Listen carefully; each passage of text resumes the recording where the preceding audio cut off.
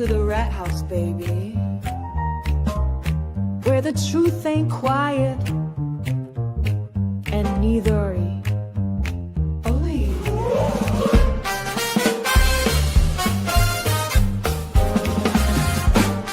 Where the chat rats crew slide in, pull up a seat, crime talk, cold facts, and a jazzy backbeat. We got stories to tell, got some justice to serve, so pour up that coffee or something with a swerve. There's Rat Daddy leading 6'5", a cool toys the queen with the sharpest of tools. Dean's cracking jokes, Mary B's got the tea, and Lawleen lays the law down, real boss energy. MJ's got the fire, Gingy's taking names, Cassie's dropping Angel Baby's in the game. The clerk's keeping order, Misty's watching close. Pinky promises, keeps receipts, and she does the most. We're the chat rats, baby, worldwide and bold. Stories unfold while the crime scene gets cold. Puff, puff, pass, and the truth gets exposed. At the rat house, baby, that's how it goes.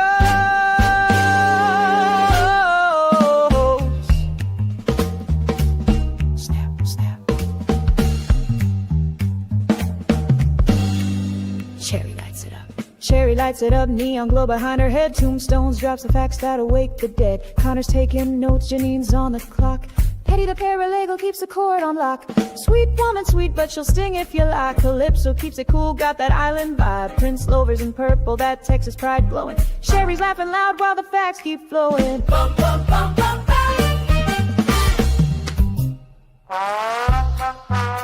Da-da-bum, da-da-bum, ghetto.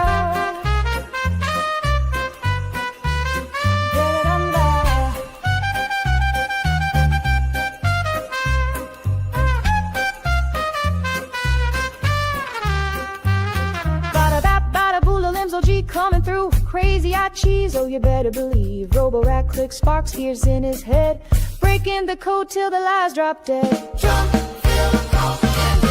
jump. We're the chat rats, baby, worldwide and bold.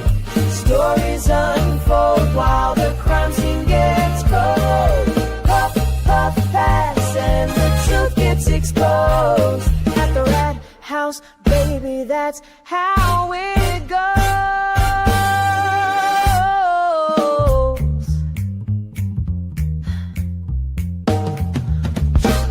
Crime solving cracks.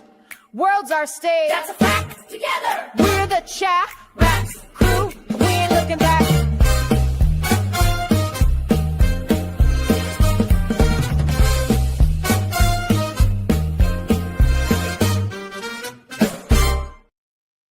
Bam.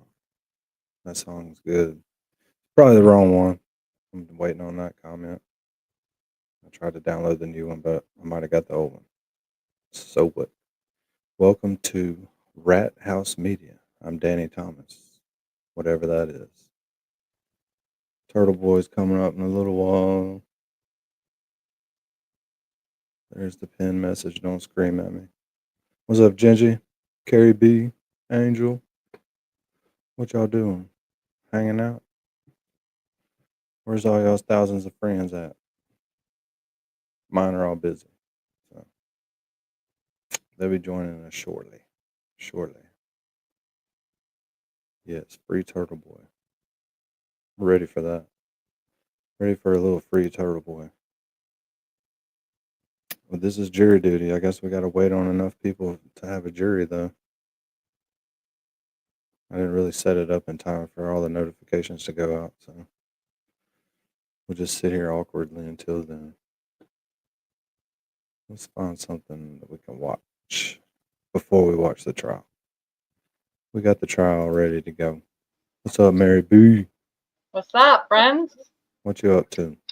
Oh, you know, I was just waiting for you to go live for the past 2 days. Well, here we are. Yeah. Did all you hoped it would wait. be? Yeah.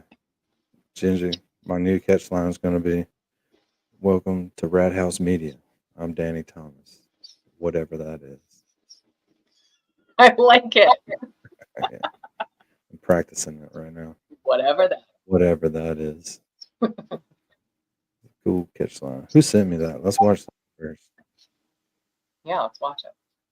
I can't remember who the hell sent it to me. Let me think. So, did you get off? Well, I guess you got off work a little while ago, huh? No, I have Tuesdays off. Oh, you had today off. Yes, So you've been goofing off all day. That's what you're saying. pretty much. Yeah, yeah.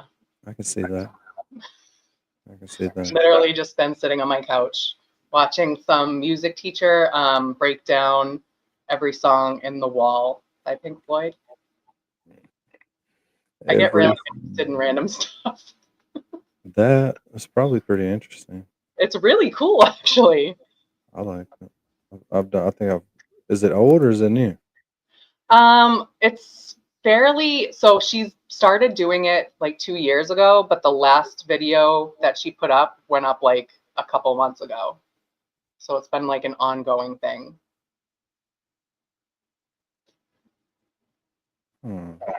Keep talking. I'm trying to find that damn.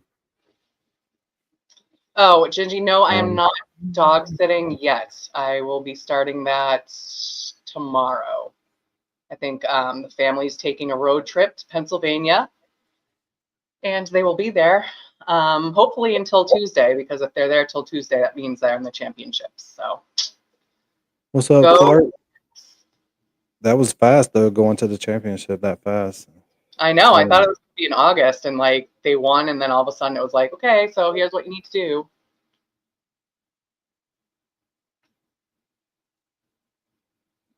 Yeah, they updated StreamYard. All my stuff looks kind of weird. Oh, that's annoying. Oh, it'll be okay. Yeah, so I have to hang out with my sister's dog for a week.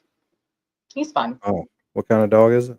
He's a King Charles Cavalier. Is that a big dog? No, it's a little one. It's like what Queen Victoria used to have. They're like little snobby dogs. Ah, a little snobby dog. Here's that. Lee sends $5. Goes, their new address in Maine is Dead End Street, not Deer End. How ironic. That is ironic. Jade sends $10. Goes, hey, Dr. Daddy, Bukaki had all the attorney emails spelling out the search specifics Walsh consented to and decided to blatantly ignore everything. His arrogance is unmatched. Yeah, it really is. Diane sends $20. Goes, Rat House Media and Danny Thomas on YouTube sent me. Chat rats support Turtle Boy in the First Amendment. Well, thank you to Rat House Media and Danny Thomas. Whatever that is, keep up the good work, and thank you for become addicted to you and Melanie Little and Emily D. Baker. No question. Maybe did he come in your store today? I wish he would. I just found that like when he mentioned that he actually like uses it, I was like, dude, come to my store. I'll give you a freaking discount. No shit. It sounds like he did in the video. But want to show support and hoping either Melanie Little or Emily D. Baker covers your trial. Well, hopefully I don't have a trial. But I'm sure that Melanie Little will no doubt cover that, because she's a great person and a big supporter of yours truly and justice in general. So I have no doubt that's awesome that she would cover that if it came to that. Also a single mom of 4, only a parent to 3, so have to work to, and decided to blatantly ignore everything on YouTube sent me. Chat rats support Turtle Boy in the First Amendment. Well, thank you to Rat House Media and Danny Thomas. Whatever that is, keep up the good work. And Whatever that is. It works good in slow motion with his voice. It sounds like does. he's super stoned. It does. Super stoned. Like, Perfect for our channel. it's awesome. It's awesome. So we got jury duty, but we don't have enough jurors yet. Where is everyone? Well, we got Gingy and Angel and Clerk and Carrie Carrie B. B. Carrie B. Yeah, where is everyone? They're gonna get kicked all missing. Yeah, whatever that is. I could super chat him and tell him to come to my store and use Rat House Media for a discount. Hell yeah, that's a great idea. That is a good one. MJ's here. decided to blatantly ignore everything. MJ. His arrogance is unmatched. Yeah, it really is. Diane sends $20, goes Rat House Media and Danny Thomas on YouTube sent me. Chat rats support Turtle Boy in the First Amendment. Well, thank you to Rat House Media and Danny Thomas. Whatever that is, keep up the good work and Keep up the good work, whatever that is. Yeah, we're keeping it up. Whatever the good work, whatever it is. Uh-oh, Gingy. Moonlighting where? Well, She's always JFK is not on right now, so she should be here. Oh, okay. That's where everybody's at then. No, he's not on. But No, he's I not. know that she goes there. Yeah, she definitely does that. Hey, she's But loyal. that's can't- where I met some of these people, where they hang out.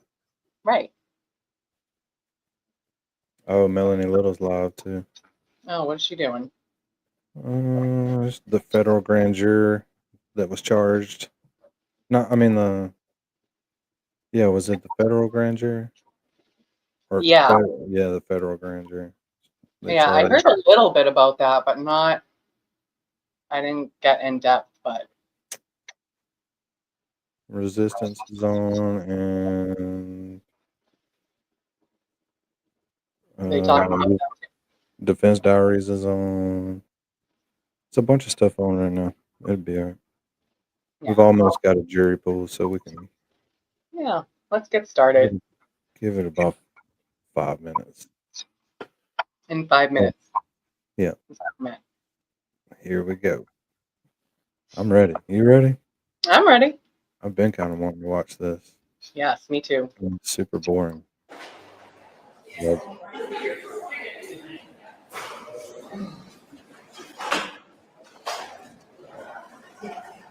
If 1.5 is too fast, just let me know and I'll slow it down to 1.25. But let's try it on high. All right.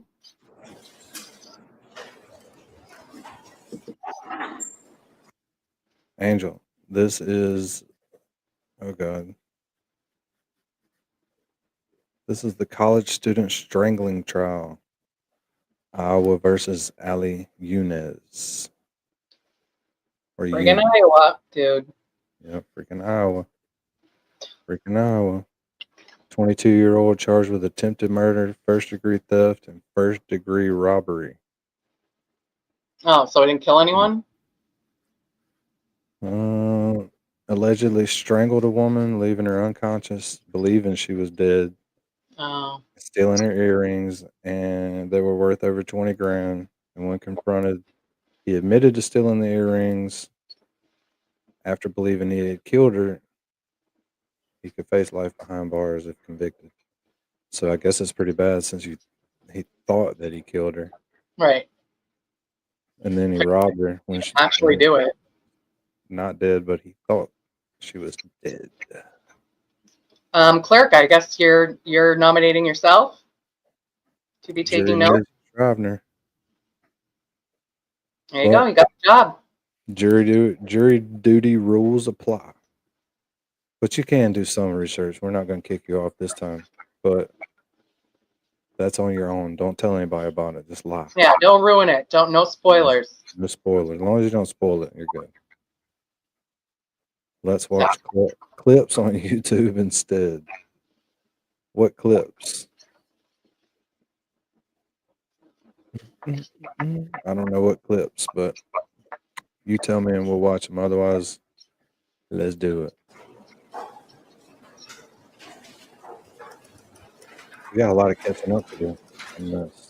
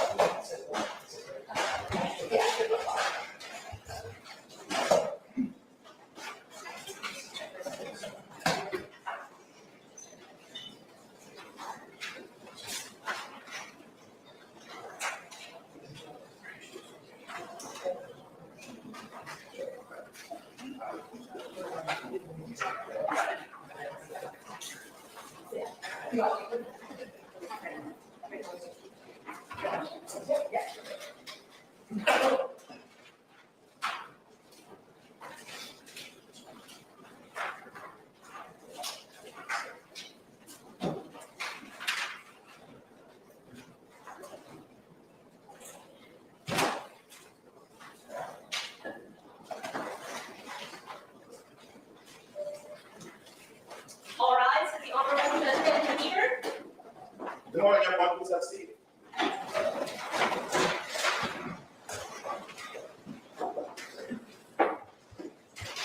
All right. Clerk, this is in Iowa. Yeah, we just said that. Jeez. Pay attention. You can't be our Scrivener.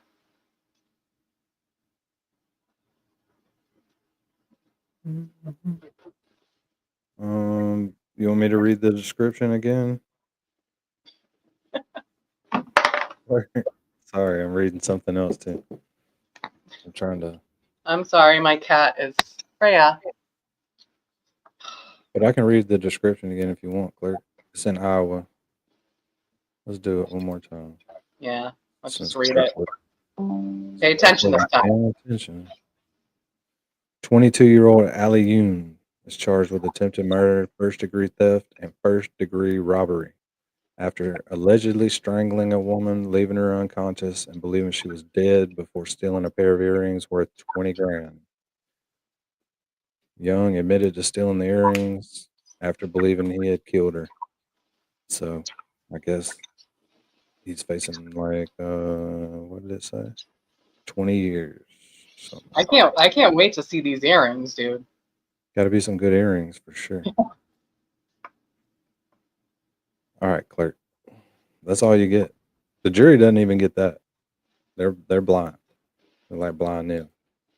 Good morning to you all. I see we have Good two morning. attorneys here. Sure. We have some discussions in chambers regarding this matter. Today's obviously the first day of our trial, and I believe that the first order of business, Mr. Powell, I believe there was some record that you wanted to make regarding motions in limine, and Zimmerman, I believe you want to make some record as well. So why not start with Ms. Zimmerman? What is your understanding of the current state of the motions in limine? After our discussion yesterday, it was my belief that most of the limine issues had been settled. I think we may have an issue regarding one of the statements of one of the witnesses. Yes, go ahead, Scott. Thank you, then file a motion in regard to numerous witnesses with regard to the minutes indicating that they would testify to things that we felt were. What's up, Sassy? Oh man, we lost a bunch of people. I looked down and people left. Hey, Sassy. Guess they don't want to do jury duty. Well, I guess we're doing jury duty anyways. Relevant prejudicial to our client. I think in safe response, perhaps crystallize it down to one witness. There's essentially one statement from that.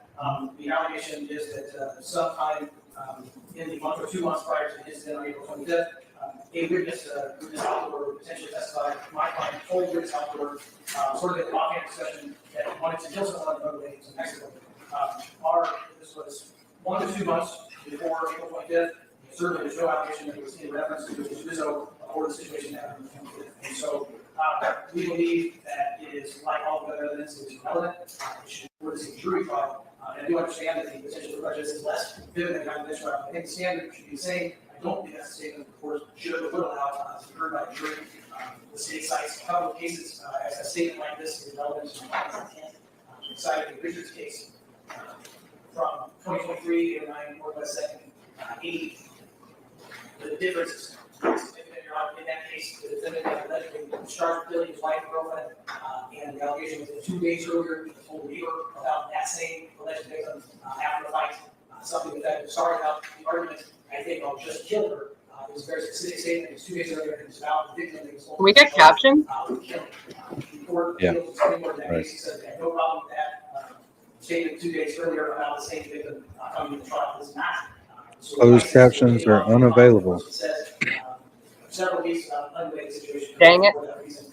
And also, the state cites State versus Cassidy, which I think might be cited as 491 Northwest 782.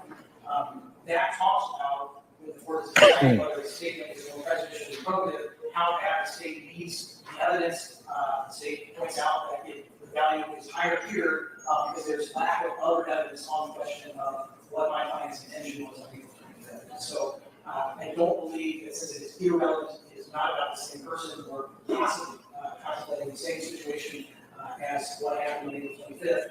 It should not be admitted, even though this is a trial.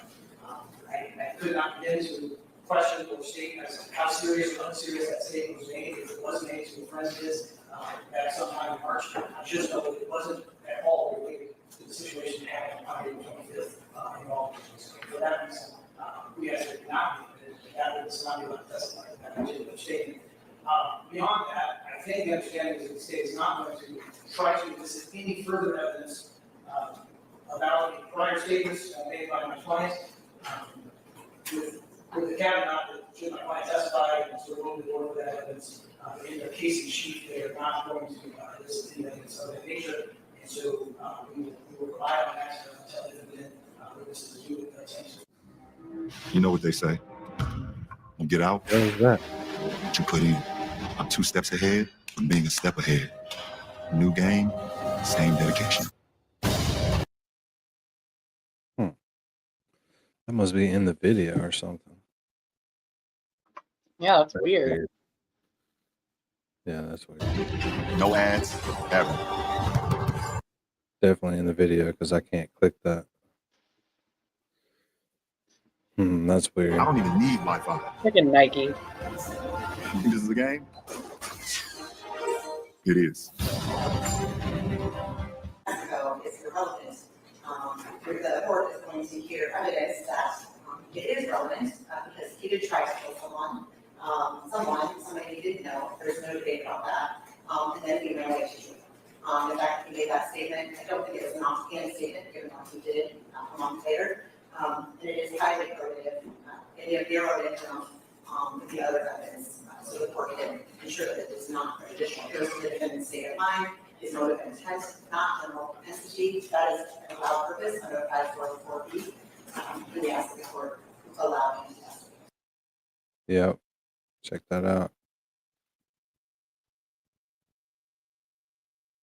Bam.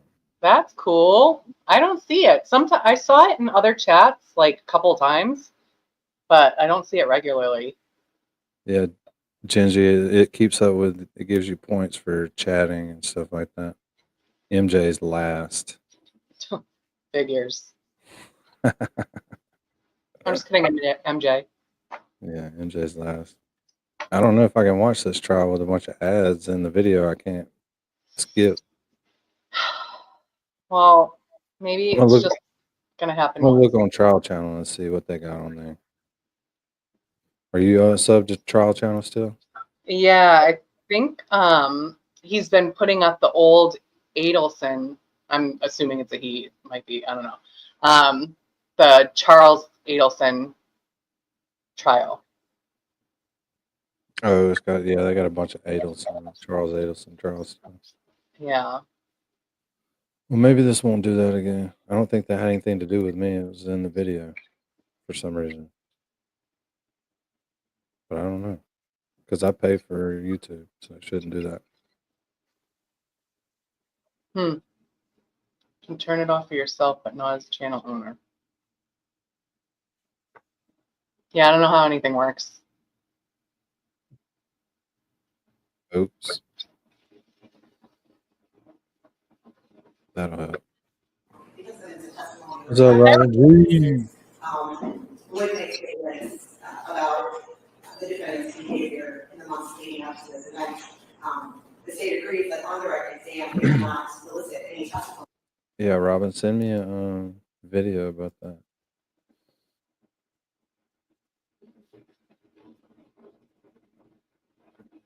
Let's see what they got on that. Because their production's crap in that courtroom. Yeah. They're going to lose viewers because of that. They need to do better.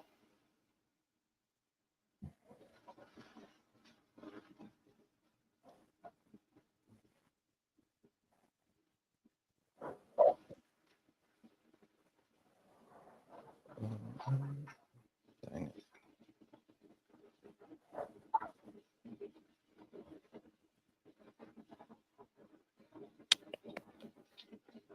I've been missing all the content lately with my Pink Floyd obsession. With your Pink Floyd obsession. Yeah.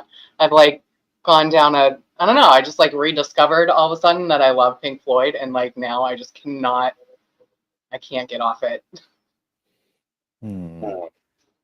But they're awesome. And David Gilmour was hot. I didn't even realize that. He was super hot. Yep. I don't know about that.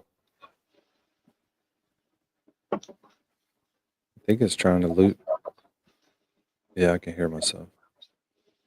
That's weird. Let me fix it. Regarding attempted heroism as possible.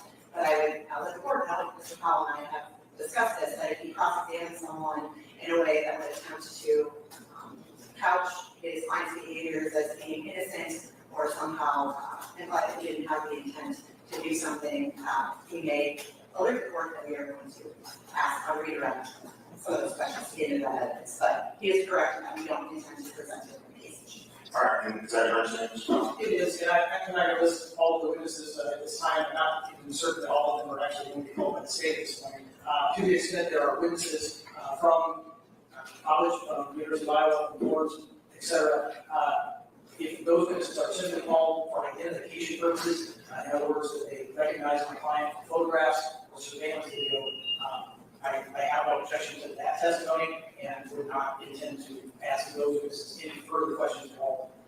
It's the state's choice if we look at those witnesses up for that, basically the purpose. It's the rest of their minutes that I was concerned about, so I think we're on the same page. All right, okay, thank you, Mr. Powell. All right, so with regard to the statement that remains in question, I'm going to reserve my ruling on that statement, simply because if this were a jury trial, the way we would handle it is I would allow the proponent of the statement to provide an offer of proof, and then based on that offer of proof, I would have some context to decide whether or not the statement itself was or was not relevant.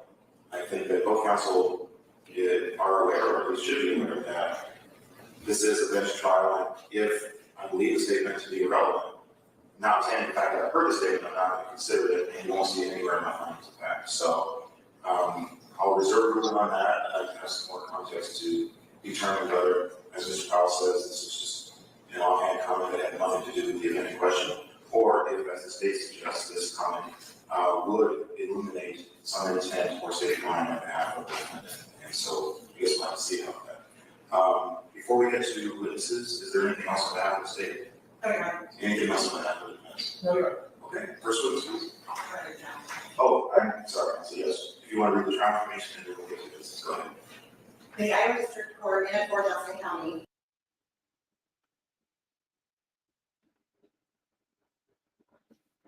I can barely understand what they're saying. Can you hear it? I can't. Hmm? I can't really hear it. I can't really hear it either. Very echoey. I think my brain shuts off when it's like that. Yeah.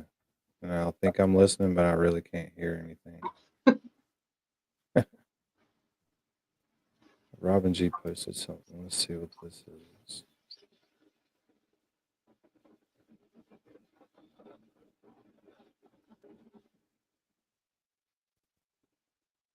Tracking time gives you valuable insight, like when you can finally skip this ad. Or if you're a business owner, you can track how time is being spent on different projects. Karen Reed is asking a judge to throw out a civil case against her by the Come on. family of the boyfriend she was accused of killing. The family of Boston police officer John O'Keefe sued Reed for wrongful death, alleging gross negligence and willful disregard for public safety. Defendant Reed's conduct was extreme and outrageous, beyond the bounds of decency, and was utterly intolerable. This whole process is not, it's not something you deserved. It's unfortunate. The article. Well, we're in this. You deserve let's see much what it- better than this. If the lawsuit proceeds, Reed could be called to testify, something she declined to do during the criminal trial when she was found not guilty of murder, but guilty of drunk driving. I could not be standing here without these amazing supporters who have supported me and my team financially and, more importantly, emotionally for almost 4 years.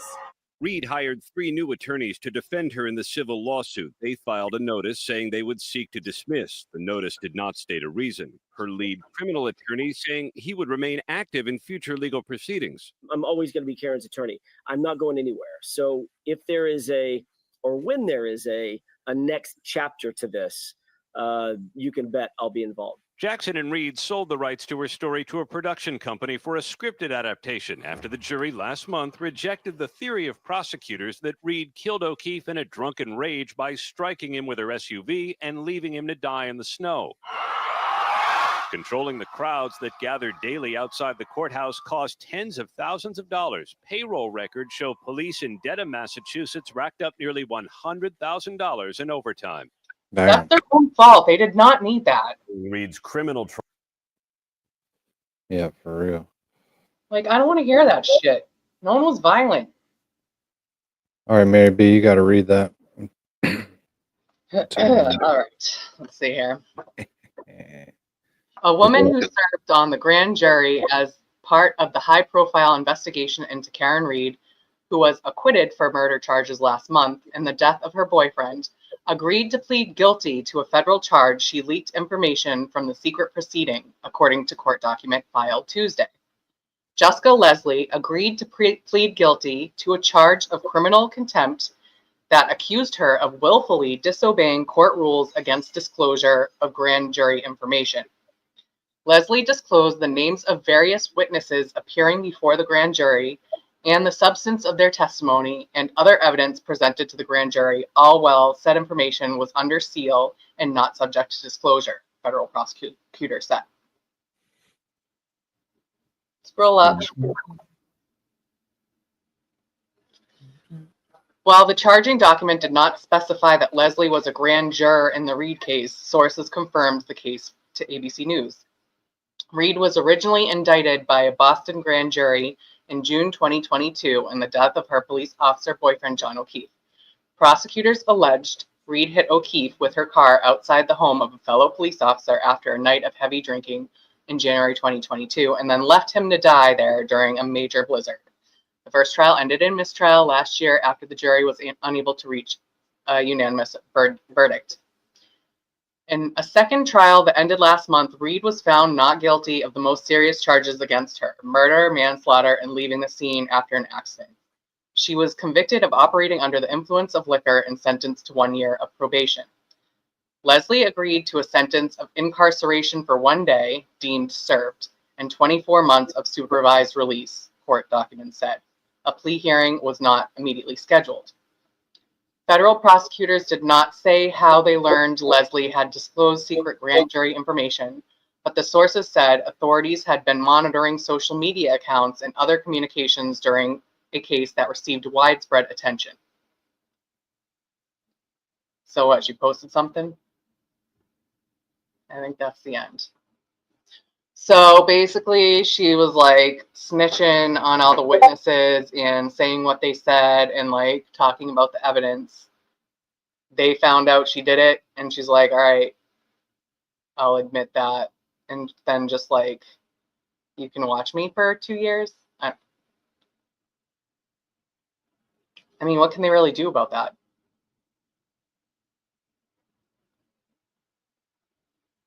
You're muted. Sorry, I muted myself. Something's happening with my sound. All right, we gotta go somewhere and look for maybe another trial that has better production where we can hear what they're saying. Because that sucks. You know what I mean?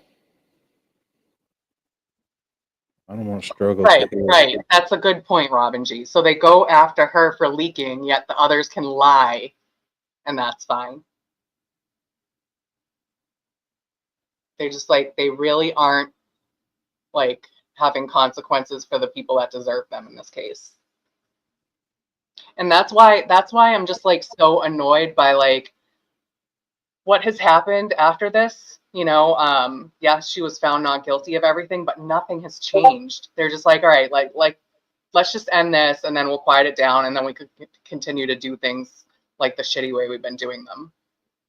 And it's very obvious. And we're just like, no, that's not what we wanted. And you're like, oh, well, deal with it. Yeah. So what do you think about this Charles Adelson case? I'm interested. I wasn't following any of this case prior to, you know, the information that we found out about Donna, who tried to go to Vietnam, right? No, that's Donna Adelson. Right. This So is a totally different Adelson, isn't it? This is the other. Was it this the is brother? the brother. Brother, yeah. Yeah, I find that interesting. Yeah. We're gonna watch this instead of the other one because their production sucks worse than ours. Do better, Iowa. That's fucking bad. That's fucking bad. Oh, Donna is his mother, so this is her son. Yeah, Wendy's brother. According to Gingy.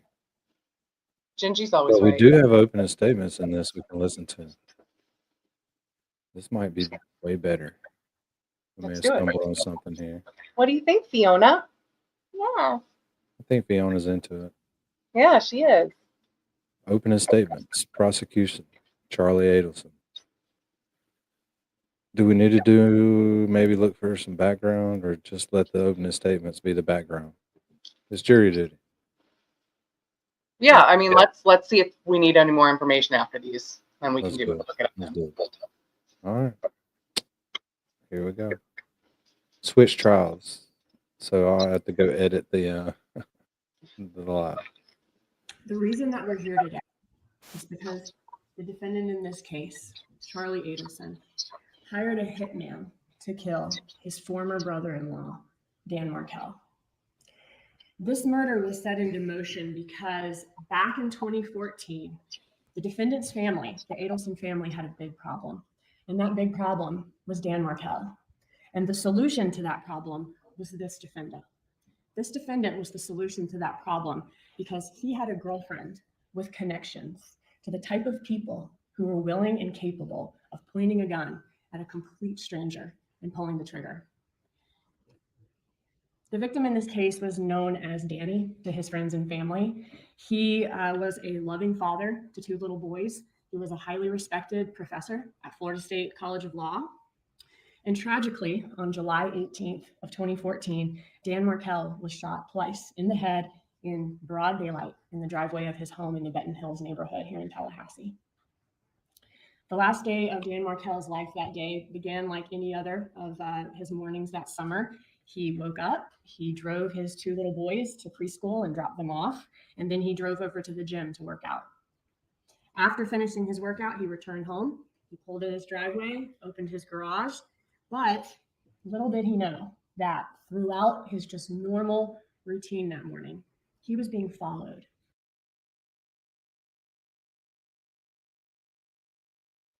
It's trial channel, so it'll be edited. It'll be quicker. Yeah. We love the trial channel. Go like and subscribe. Yep, we do. Two hired hitmen who traveled all the way from Miami to Tallahassee for the sole purpose of murdering him.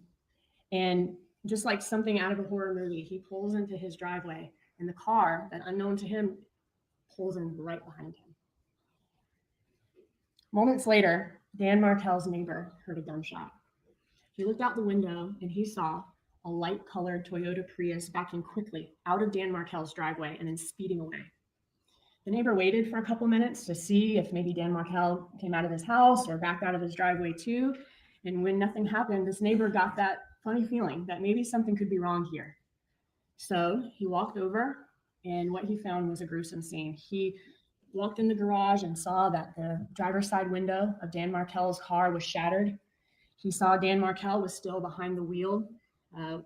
He was alive, but he was moaning, he was unresponsive, and he was terribly injured. The neighbor then goes and calls 911. Law enforcement arrives, and they find Dan Markel unresponsive with gunshot wounds to his head. He was then taken to the hospital, where he survived for several hours before he was actually pronounced dead. Dan Markel was 41 years old, and his little boys that were deprived of their father that day were just 3 and 4 years old. Law enforcement immediately began to investigate to figure out who shot Dan Markel. And the evidence they find sets them down 2 separate paths. One path is that they had to track down that light-colored Prius that the neighbor saw fleeing from the crime scene and identify who was inside that Prius. And the other path relates to Dan Markel's personal life. They looked to see who, if anybody, in Dan Markel's personal life would hate Dan Markel enough to kill him.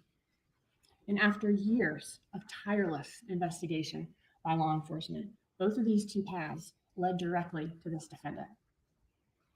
So let's talk about the path involving Dan Markel's personal life first. In looking at who might have a motive to kill Dan Markel, law enforcement learned that Markel was entangled in a very nasty divorce with his ex-wife, who is the defendant's sister. Her name is Wendy Adelson. A review of their divorce case file revealed that Wendy Adelson asked the court to allow her to move back to Miami, where she was from, with the kids, in order to be near her parents, whose names are Harvey and Donna Adelson, and her brother, the defendant. Dan Markel was adamantly opposed to his children being relocated to Miami. He was a law professor here in Tallahassee. This is where he lived. This is where his kids have been raised. He wanted his kids to live here with him. And for this custody dispute, the judge ended up ruling in Dan Markel's favor. So Wendy Adelson was not permitted to move to Miami with the children. Unless, of course, something happened to Dan. Janine, what's up? Yo, brother, what's going on? How you doing? We swap trials. So I see. Yeah. Hi, so Janine. Hi, Maggie. Production was bad on the other one. They're facing away from the camera, and you can't hear a Yeah, word. we want one we can hear. Oh no. Is there a different place that we can, in the future, that we can watch it? Probably, I don't know. What is it? Yeah. It's the College Strangler? Is that the one? Yeah, Yeah. we're changing over to the Charlie Adelson. Charlie Yeah. Channel has their stuff already all broke down. So Well, this is like a labyrinth, I feel, this Adelson trial. And I feel like, I don't know, do you think that Wendy is going to be charged? So Donna's trial is coming up. Charlie is done, right? So this is his trial that already took place, right? And I believe so. Yeah. It couldn't have been long ago though, because Trial Channel's just putting it out. Yeah, I don't think it was that long ago, but I know that Donna's trial is coming up in a few weeks, and they're doing all these pre-trial things. Hey, chat, Sassy, Angel. It's probably a good thing that we get caught up on this one. Right. We get into Donna's. Yeah. In tandem, right, because one gives context clues to the other. So, and then in tandem, maybe watching the Donna pre-trial stuff. She's a pip, right? And then She's a good time, yeah, for sure. I wonder if Wendy is going to be charged, but I don't know. Yeah. So anyway, so hi y'all. Hi. Yeah, I don't think it'll be a bad one to watch since it's already broken down, edited. Yeah. Oh Yeah. my God, I love this because once Carl Steinbeck posted that Wendy Adelson, like I never got into it. I saw it all over my stream. You know, I was totally sucked into Karen's trial. But once Carl Steinbeck posted the Wendy Adelson interrogation, I was like, oh my goodness, this is nuts. This whole thing is nuts. And the fact that the brother went to jail and she's kind of like throwing the brother under the bus, and then the mother is throwing as it seems, I don't know, but it's like, I don't know. As a mom, Maybe we'll figure it out by watching all this. how do you know? I mean, how do you do that to your kid? Yep, I agree. Opening statements, prosecution. Cool. A review of Wendy Adelson's emails revealed that her mother, Donna Adelson, hated Dan Markel and was desperate to find a way for Wendy and her children, who were Donna Adelson's grandchildren, to be able to move to Miami. Donna Adelson suggests in these emails that y'all will hear about several ways that Wendy Adelson could threaten or bully Dan Markel into submission, into getting what she wanted him to do. Donna Adelson even suggested offering Dan Markel a $1 million bribe to allow the relocation, and even said that this defendant, Charlie Adelson, would pay a third of that $1 million bribe to Dan Markel to make that happen. The evidence in this case will show that Donna Adelson's closest confidant was her son, the defendant. She and the defendant talked multiple times a day, every day. He was the person with whom she would constantly vent and complain to about Wendy's situation. The defendant was also the person that Donna Adelson relied on to solve her problems. And this was a big, big problem for Donna Adelson. And she made it the defendant's problem to solve.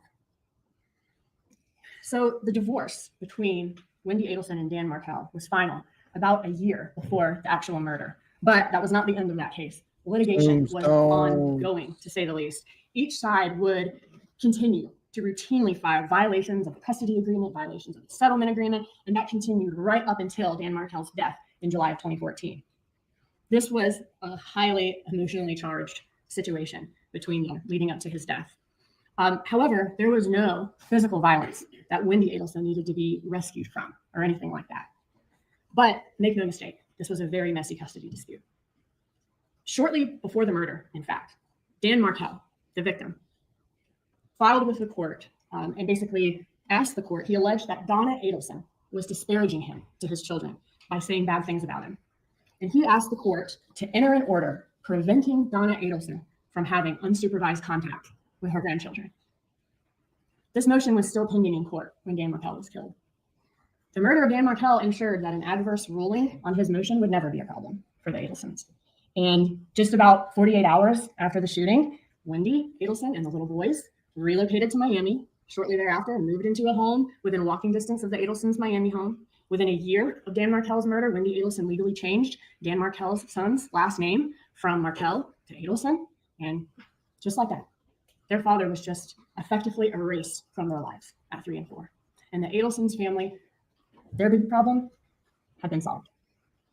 You'll hear during this trial that the Adelsons are a very tight-knit family. The defendant and his parents, Harvey and Donna Adelson, they actually even all worked together at the Adelson Institute, which was their family's dental practice. At the Adelson Institute, the defendant and Harvey Adelson were dentists, and Donna Adelson managed that office. After Dan Markel was killed on July 18, 2014, law enforcement interviewed Wendy Adelson, and Wendy Adelson acknowledged that her family had a motive to kill Dan Markel, or to want him dead. She admitted that her brother, the defendant, had even said that he looked into hiring a hitman to kill Dan Markel as a divorce present to her, but he decided to buy her a TV instead because it was cheaper. And coincidentally, or not, that TV that this defendant bought his sister as a divorce gift instead of hiring a hitman would be Wendy Adelson's alibi for the morning of the murder when the victim was killed by a hitman. So this path of looking into Dan Markel's life to see who would have a motive to want him dead leads law enforcement to the Adelsons, including this defendant, a man who told his family that he'd looked into hiring a hitman to kill Dan Markel.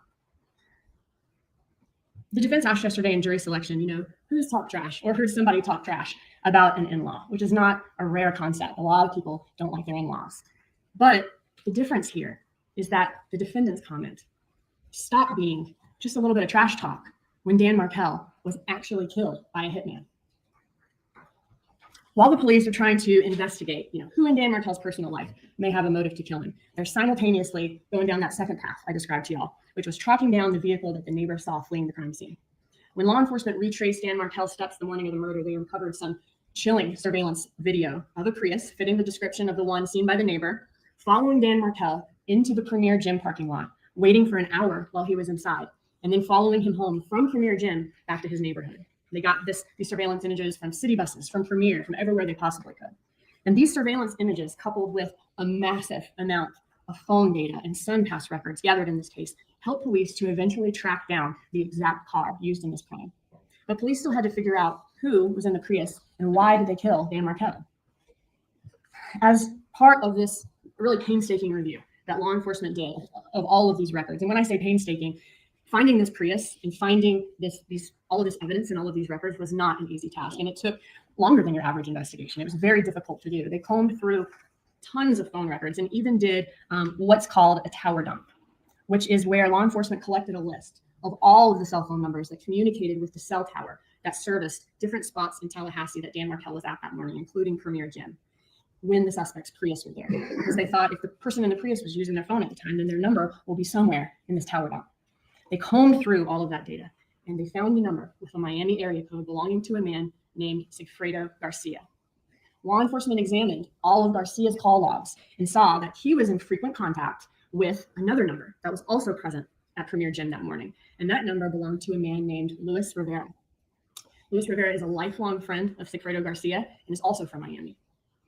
Police then looked at all of Garcia and Rivera's phone records, which showed that their phones left Miami about 2 days before this murder, on July 16th of 2014. The phones came to Tallahassee, and on the day of the murder, July 18th, they followed Markel to Premier Gym. The phone data is consistent with both men turning off their phones just minutes before the murder and leaving their phones off until about an hour or so after the murder when they're well on their way back towards Miami. And then a bank's ATM camera caught both Garcia and Rivera in that light-colored Prius once they arrived back in the Miami area when they stopped at an ATM. So,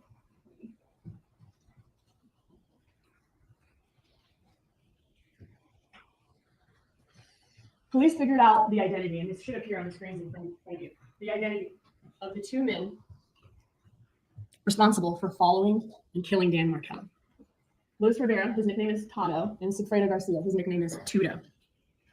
But they continued to look for evidence of why two seemingly random men came all the way to Tallahassee to kill a man, Dan Markel, that they'd never met. What or who is the connection between these killers and the victim? Well, phone records reveal that one of Sigfredo Garcia's most frequent contacts was a woman named Catherine McManua. Her nickname is Katie. Garcia and Catherine McManua have a long history of an on-again, off-again relationship over the course of many years, and they actually share 2 kids in common. And lo and behold, when looking at the phone records, Catherine McManua is also one of the most frequent contacts of this defendant, Charlie Adelson. Law enforcement learned that at the time of Dan Markel's murder, this defendant was dating Catherine McManua. She was his girlfriend at the time. So Dan Markel was a problem that this defendant needed to solve for his family. The defendant was looking to hire a hitman to kill Dan Markel. Dan Markel ends up being killed by a hitman. And who ended up being the hitman? It was someone with a close relationship to this defendant's girlfriend. The hitman was the father of his girlfriend's children. So you can see how both leads in this case, followed by investigators, both of them charted paths to this defendant. Not only did looking into the motive lead law enforcement to the defendant because he wanted to hire someone to kill Dan Markel, but looking into the car, fleeing the scene, also led law enforcement to the defendant through his girlfriend at the time. So 2 different investigations arriving at the same conclusion.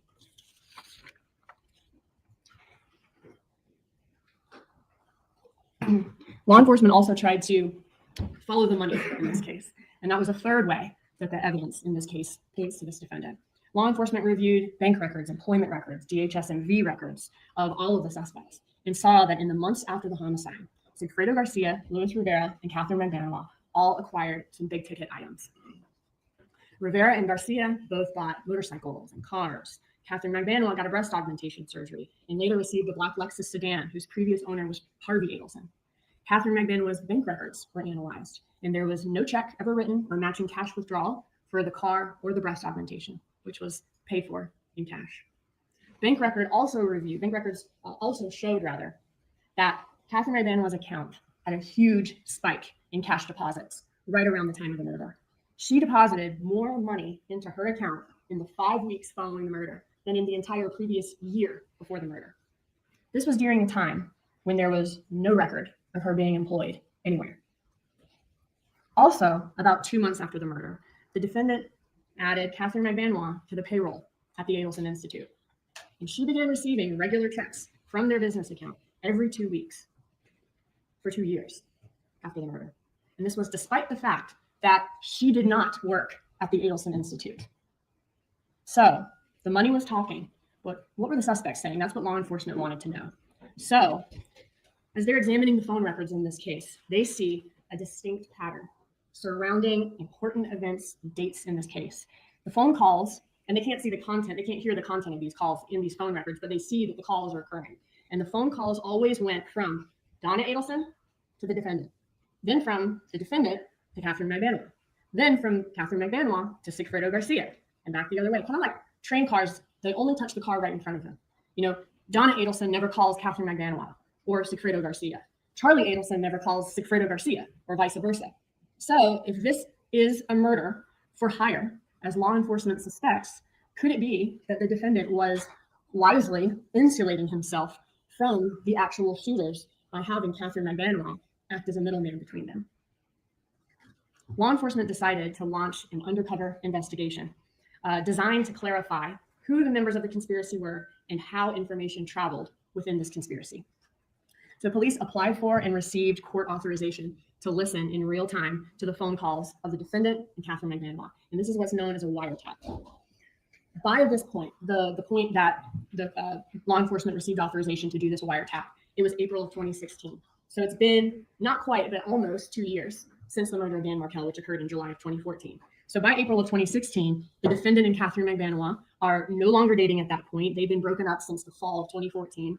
Catherine McBanois is actually back together with Sigfredo Garcia, the father of her children, at that point. The defendant has moved on to many other girlfriends since Catherine McBanois, but the defendant and Catherine McBanois are still in regular communication and have remained very close friends since the murder. And Rivera, who was the second hitman in that Prius, he, in April of 2016, was actually in federal prison doing time on another charge unrelated to this murder. So all of the members of this conspiracy have presumably gone on with their lives, believing they've gotten away with this murder.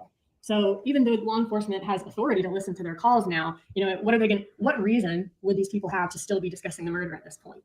So police needed to stage an event that would generate conversation between the conspirators about the murder. And the plan was to send an undercover agent posing as somebody on behalf of Luis Rivera, who was incarcerated, to walk up to Donna Adelson on the street and try to extort money out of her. And law enforcement refers to this as the bump. So this undercover agent walks up to Donna Adelson one day. She's leaving the Adelson Institute during the day. The undercover agent hands Donna Adelson a piece of paper. And on the piece of paper is an article about the murder of Dan Markel with his picture on it and, you know, FSU professor killed. Also on the piece of paper are a phone number and the amount of $5,000.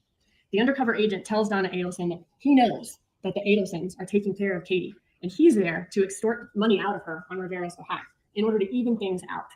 The undercover agent never says the defendant's name or anything about the defendant's involvement to Donna Adelson. Then law enforcement listens to see what will happen next. Will Donna Adelson go straight to the police to report this extortion attempt, or will something else entirely happen?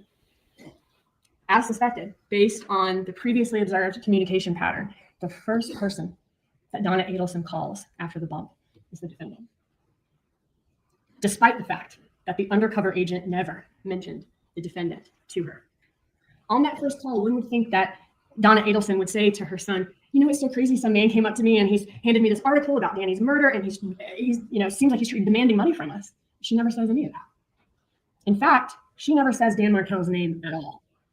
Instead, she tells the defendant that she needs to talk to him in person, not over the phone, about some paperwork that was hand-delivered to her. She said that this paperwork, she says this to the defendant, it involves the two of us. And yeah, we miss Petty. For sure. She hadn't even sent me any messages in a couple of days. They must be doing some hardcore camping. I miss Petty. I'm gonna reach out and be like, bitch, get back here. Yeah. I That's miss enough her. camping. That's I'm- enough. I miss her too, but I'm happy that she spent time with the kids while they're off from school. Yeah, they're just kidding it up right now. Yeah, listen, she's gonna blink and they're gonna be off to college. So Yep. that's how it goes. You know that, right? I know that. Yeah. Mary B don't know nothing about that. Nah, but yeah, Mary B, you can figure. Mary B has a family. She Cats don't go off to college. Fiona, I have a feeling Fiona's gonna. Yeah, Fiona might. She's wicked smart. She's wicked smart, but I don't want to scare her. Yeah. Well, actually, yeah, I have my sister's children are mine. Yes, I know that. Yeah, right. So you'll see. Mm-hmm. Comes quick. I hadn't talked to Dean today. I don't know where he is. We can ask Gingy where Dean is. She'll know. Gingy, where is Dean?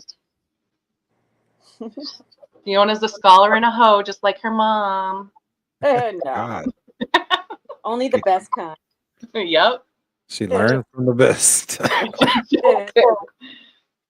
So Fiona's got Thursdays booked. Is that what you're saying? Yeah, parents matter. It's got full dance card. Mm-hmm. That's funny. That he should know what she's talking about. She says that he should bring cash to the meeting. And she also says that this TV is about 5. Donna Adelson tells the defendant that the man who approached her mentioned an ex-girlfriend. Donna Adelson never says which ex-girlfriend she's referring to. She never says Catherine McManua or Katie's name to the defendant in that phone call. She only says that the blackmailer mentioned an ex-girlfriend. The defendant never asked his mom, whose ex-girlfriend? My ex-girlfriend? Which ex-girlfriend? He never asked that. Because as the evidence will show, he didn't need to. He knew that this TV is about 5, meant that she was being blackmailed about Danny's murder for $5,000. And he knew that the ex-girlfriend in question was Catherine McManua. And we know that because after this call with his mother, the defendant calls Catherine McManua. He doesn't call his most recent ex-girlfriend. He doesn't even call the most recent ex-girlfriend before the most recent ex-girlfriend, the one before that. No, he calls Catherine McManua. And his call to Catherine McManua is the only call that he makes to any ex-girlfriend after getting the information from his mother that the blackmailer mentioned an ex-girlfriend. And he had not dated Catherine McManua for 1.5 years at that point. And although the defendant threatens to do it often, neither he nor his mom ever report the matter to the police. The only people that he discusses it with in these calls is Donna Adelson and Catherine McManua. And you'll hear these phone calls between the conspirators. And as you listen to these calls, y'all will notice that they are being cautious about what they say over the phone. It's very apparent that they are very careful with their words because they are immediately suspicious that law enforcement could be listening to their conversations. So Donna Adelson calls the defendant, and the defendant's first call is to Catherine McManua. After that, the defendant then meets up with his mom in person, like his mom requested, and his mom gives him this paperwork that the undercover agent gave her. Then next, the defendant and Catherine McManua meet up in person, and they meet up at a restaurant in Miami called Dolce Vita. And while they sat at their table, in this Dolce Vita is a busy, noisy restaurant, an undercover FBI agent sat at a table nearby with a hidden camera in their bag and recorded this conversation. And in the recording, we hear the defendant discussing whether the man who walked up to his mom could be an undercover. Joe Biffle's here. We got to do the grocery report. Fuck yeah. How's the meat? How's the meat up north? You know what you know what I forgot to ask? And I really am dying to know. What does everybody pay for gas? It's like $2.60 here. $2.60. Oh my fucking god! So, it goes from like $2.99 a gallon to like $3.20 a gallon. Yeah, that's what we've got to. Diesel, Joe. What is regular unleaded? Yeah, isn't diesel usually more expensive? I think so. I remember at one point it was less expensive. That's all about. It went down. Now it's gone back. Well, it's the summer, so this is usually when it gets prices are inflated. But yeah, I feel like it went down for like 5 minutes, and it pisses me off. All right, so it's not that much better. I mean, yeah, I'll take $2.50 any day over $2.99, but Yeah, but it also takes a lot longer to get places around there. You're using a lot. Right. That's true. Yeah, but how about the traffic though, Mary B? That's true. That's true. How about that? I'm sick of it. I'm so sick of it. I'm so sick of the Northeast traffic and the high. Who's buying super these days? What are you, rich? Gingy. Look at Gingy's you. on Big that super. spender. The I need $14 super for my burrito. push. Gary B, something's up with your microphone. What's up with my microphone? Getting a lot of background noise. Oh, it might be my AC. Your what? My air conditioner.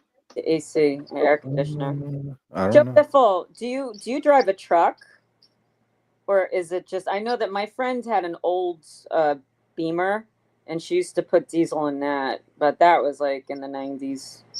That's not recent.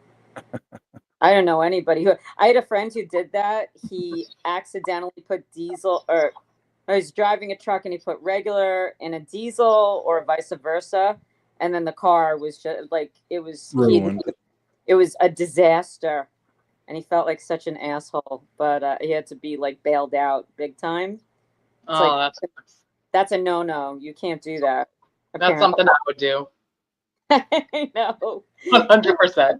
Look I for the think he was green driving handle. like a work van or a work truck, hauling like equipment, and he just forgot. So I think it was supposed to be diesel, and then he put whatever. But Either way, it wasn't good. Who has a pro? Ginger. That's why she's getting super. Joe says, "What you guys paying for paper towels?" Oh, okay. So paper towels. So if you get the good stuff, right? If we're talking Bounty, so a big one, like a big 20-something, the big one is like, I think it's 20 something rolls in a pack. Yeah, I think it's something like that. That's It's like taller than you are, Janine. Yeah, it is certainly. Yes, it is, sir. I can't carry that thing. My son has to do it. So it's like 20-something. It's like $22, $23. And Joe, who's getting Bounty? What are you, rich? I know. I have like a store brand going on. It's like $1.69 for one roll at a time. If it's a one roll at a time, well, of course you're broke. If you do one roll at a time, that Mary B. I know. I'm not a very smart shopper. To go shopping together. I also usually DoorDash it, so that's like an extra. That's an extra $10, $15. Yeah, Mary B's got extra on her groceries. That's right. She got that extra price on there. Good paper towels too. Yeah. I buy the sales. Dude, I can't go to BJ's. Like, I would not be able to afford my cart. Or Costco. Oh, I can't do that anymore because you go in for 2 things and you come out with 100. It's ridiculous. Yep. I need this and I don't have the room. Even when I had a house, it was just too much shit. You know, the best thing to do is to go to the price clubs with someone and split, but it's impossible because everybody uses different shit. So All right, let's watch some more of this. It's a good diversion. Joe Biffle is going to make sure we don't miss out on any more of the grocery segments. Yeah, think of something else, Joe Biffle. That's his responsibility now. He's keep the price everybody right. informed on the meat prices, per pound prices around the country. Gas prices, meat prices. We're not even going to get into eggs because it's just too divisive. Yeah, you might get your channel shut off. Passionate. Yeah, eggs are too divisive. We're not going there. And blackmail them.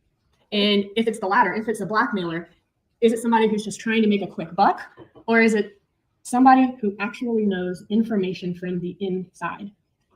The defendant reassures Catherine McGranwell that if it is the police, that's a good thing. The defendant thinks that if it's the police, that means that they do not have enough evidence to charge anybody. In fact, the defendant tells her, if they had any evidence, we would have already gone to the airport. The defendant starts giving her some legal advice. He says that, hey, in order to prove that someone committed a crime, you have to be able to put the person at the scene of the crime at the time it was committed, which unfortunately for them is not an accurate statement of the law. It's important to note, too, at the time of this conversation at Dolce Vita, no arrests had been made. The only thing that police had released to the public was a photo of the Prius that fled the scene. This is the Prius that Garcia and Rivera rented and used the day of Dan Martel's murder. So police knew at that point that it was Garcia and Rivera who were in the Prius, but the public did not know that yet, and no arrests had been made because they wanted to do this undercover investigation.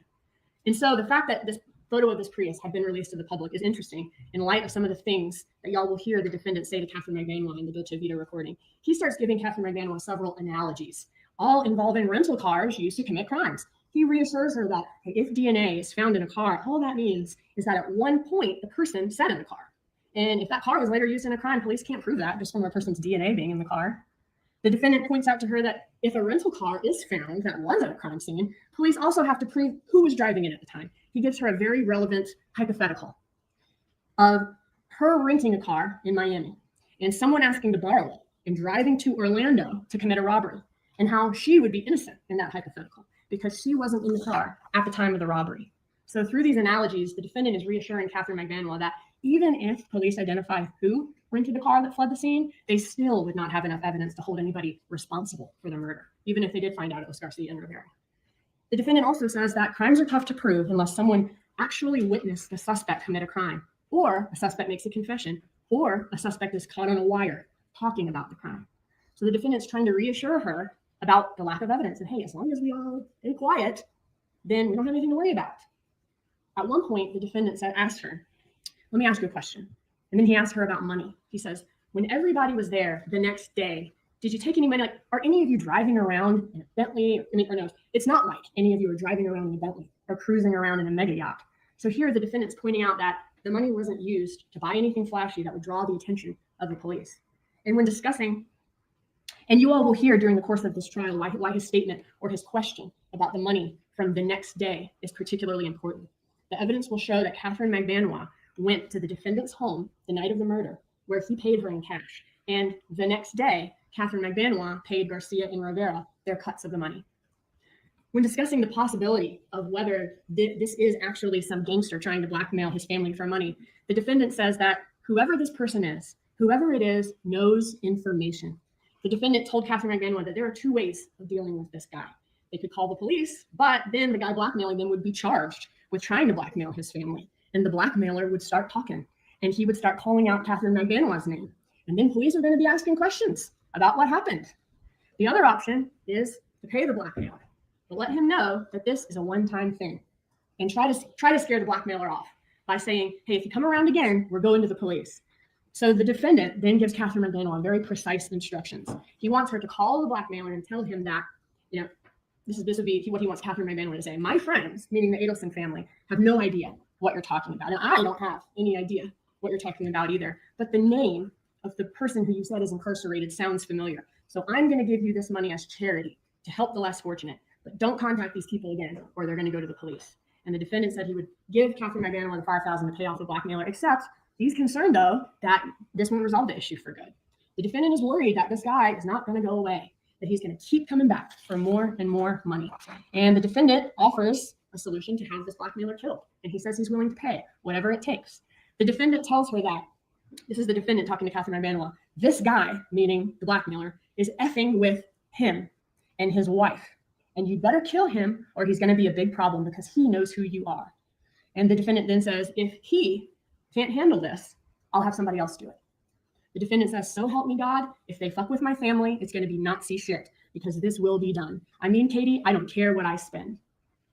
It's important to note during this conversation in the entire wiretap, the defendant never says Sigfredo Garcia's name.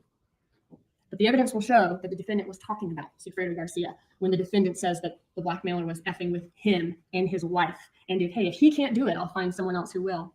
Because immediately after that, the defendant checks with Catherine Magbanua to make sure that Garcia has no hard feelings towards him, no reason not to help him. He says, hey, I have you on salary. Do you think he'd be happy about that? And he also says, I mean, our paths never crossed, meaning, hey, Garcia wasn't in the picture when he and Catherine Magbanua were together. There wasn't any overlap.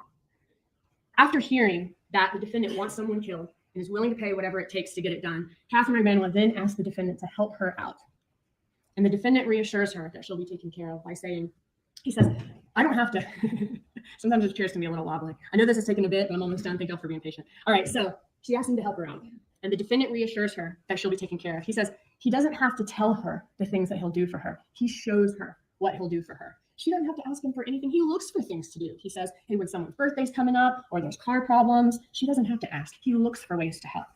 And after his meeting with Catherine McManua, the defendant immediately calls Donna Adelson to let her know that everything's fine. And he does this using some pretty obvious code words, which y'all will hear, and you'll hear the conspirators often use words to mask the meaning of what they're actually talking about. Catherine McManua then, also using these code words, tasked Garcia with calling the number on the paperwork and finding out if a blackmailer is a legitimate associate of Rivera or not. And in the series of recorded calls that follow, you guys are going to hear these conspirators talking and using words like TV, false leads, listings, properties, clients, rap songs, CDs, potbelly pigs, relationship advice, all these different terms that are normal terms any of us may use, but they're used in context in these calls that if you're listening to the conversation do not make any sense. For example, in the calls, the defendant and Catherine McManua don't outright debate the pros and cons of whether they should pay this blackmailer. Instead, they talk about the fact that this property is cheap. They might expect a property like this to even be $1 million. This property seems like a great deal, but if you get the wrong tenant in there, the tenant may keep increasing the rent, and that tenant may become a leech that never leaves you.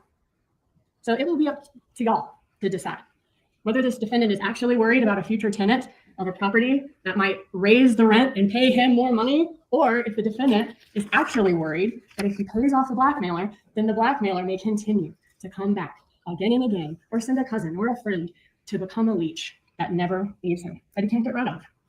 In another of these calls, the defendant tells Catherine McManua that whoever this person is, this blackmailer is, he's got a lot of effing details. And in another, they discuss the fact that this blackmailer is not from the inside. And the defendant says that this guy is probably not from the first layer, but the second layer. So not someone who got info from Garcia, maybe somebody who got info from Rivera. But one fact, and let me just say, as the jury, you all will interpret and decide what they're really talking about in these calls. Only y'all can determine the meaning and the weight to give this evidence, and only you can separate just mere coincidences from evidence in a conspiracy. But one fact, though, is really clear throughout these calls, is that all of these conspirators are hopeful that this blackmailer is law enforcement just trying to get information, because they think if it's law enforcement and the police don't have enough to bring charges, just fishing for information, versus the other possibility, which would obviously be much worse for them, that the Adelsons are being blackmailed by somebody who actually knows inside information about their roles in Dan Markel's murder and may tell the police what they know. So after this undercover operation, which was in 2016, Luis Rivera, Sigfredo Garcia, and Catherine McManua are arrested. They're charged with the same charges before y'all in this trial. And Luis Rivera ended up cutting a deal with the state to tell law enforcement the truth about the murder of Dan Markel and the people responsible. Rivera told law enforcement that he was hired by Sigfredo Garcia to help kill Dan Markel. And Rivera described how Garcia told him that Catherine McManua, the mother of Garcia's children, secured this job for them. And the job was in Tallahassee, and it paid $100,000, with Rivera's cut being about a third of it, $35,000. Rivera explained that he and Garcia actually made 2 trips to Tallahassee with the intent of killing Dan Markel. The first one was a month before the murder. It was in June of 2014. And the second was when Dan Markel was actually killed in July of 2014. Rivera said that he bought a gun off the street for that second trip, and Garcia rented a car. For the June trip. Rivera bought a gun off the street, and Garcia rented the car for that trip. Garcia and Rivera did some scouting on that trip of Dan Markel's residence, some surveillance, but ultimately couldn't get the job done. They ended heading back to Miami. During the trip to Tallahassee, he said that Garcia had a piece of paper with a picture of the man that they were supposed to kill on it, and some handwritten notes as well. Cell phone records corroborated Rivera's information about the June trip. Rivera also told a story about an incident in Tallahassee where he and Garcia were riding down the road in the rented Prius, and Garcia accidentally discharged the murder weapon, and the bullet struck the floorboard of the Prius. Law enforcement tracked down that actual Prius again and were able to see evidence in the undercarriage that corroborated Rivera's information about the accidental discharge. So they're looking at the phone evidence, they're trying to find whatever they can to kind of corroborate what he's telling them. I mentioned earlier that both men, Garcia and Rivera, cut their phones off from the time that they left Premier and kept them off until well after the murder when they're on their way back home. Rivera said that the first call that either of them made after the homicide was from Garcia to McManua, where Garcia told her that the job was done. And McManua assured them that they would get their money the next day, which they did, Rivera says, when Catherine McManua brought cash to him at his home. And all this information that Luis Rivera provided them was corroborated by, including when the money was dropped off, was corroborated by cell phone records in this case. Well, Luis Rivera told police that the next day after the murder, he was paid in cash by Catherine Magbanua, and that the money was packaged in a very unusual way. The money was in stacks of $100 bills, and the money was stapled together. The stacks of 100s, every $1,000 was stapled together. During this trial, y'all will hear that the defendant had access to a lot of cash. And nothing's wrong with that. He had a lot of cash because his family gives cash discounts at their dental practice. And he keeps the cash that he receives in a safe. Again, nothing wrong about that either. However, what is relevant in this case is that the defendant had a very unusual practice of keeping the cash in his safe in $1,000 stacks of $100 bills that were stapled together, just like the money Luis Rivera received. Over the last few years, since the 2016 arrest and interview of Luis Rivera, law enforcement has not stopped working on this case. There were trials in 2019 and 2022, so right before the pandemic and right after the pandemic, of co-conspirators. Law enforcement also continued to try to gather all the evidence that they possibly could. They continued to interview people who may possibly have any information about the case. They tried to clarify any audio recordings that couldn't be clearly heard. While the phone wiretaps are very clear, the wiretap conversations that took place in public places when these people were meeting in person were not clearly audible back in 2016. Some still are, but because these public places are often too noisy. For instance, the recording of the conversation between the defendant and Catherine Magbanua at Dolce Vita had too much background noise to be able to clearly hear what the conspirators were talking about. However, since 2016, as technology developed over the years, and thanks to law enforcement's just continued dedication, law enforcement eventually found an expert that was formerly employed by the CIA with improved technology and enough expertise to clarify this recording at Dolce Vita that y'all will hear. And he did that by being able to reduce as much background noise as possible. And once this recording was clarified, which was actually just early last year in 2022, the state arrested this defendant. The presentation of this evidence, as y'all can see from opening, it's a lot. It's a lot of information. It's going to take a little bit of time. And it may be tedious at times. And I want to thank y'all in advance for the careful attention to all of the evidence y'all see and hear during this trial. When you'll see that this defendant carried out his plan to hire a hitman to kill Dan Markel. He conspired and he solicited Catherine Magbanua to get this murder done. And he paid her for the job once it was completed. This defendant acted in furtherance of this murder plot that went beyond just thinking about it or talking about it. And these acts make him guilty as a principal to first-degree murder, just as if he pulled the trigger himself. While the defendant's choices helped solve a problem within his family, they came at a very high price. He took the life of a loving father of 2 little boys, and he caused a lifetime of grief for Dan Markel's loved ones. Y'all heard a lot in jury selection about how important this trial is to the defendant, which I'm sure it is. But Dan Markel was loved. He was a brother. He was a son. And this trial is his family's opportunity to see justice done for the person who set up their son's murder. And at the conclusion of this evidence, y'all will be convinced beyond any reasonable doubt.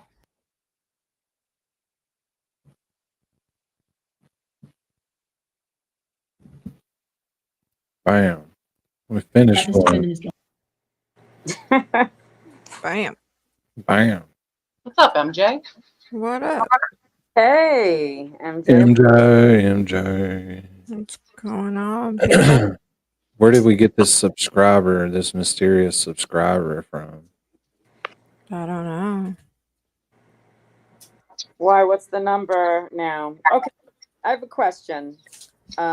Is it just me? It may be a lighting thing.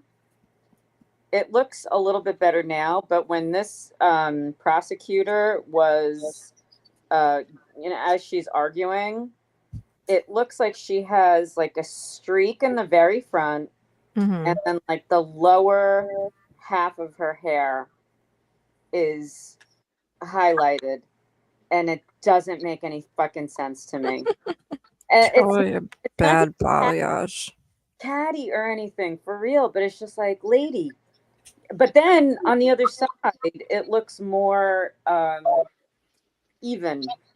I don't get it. You know you're gonna be on TV. The fuck?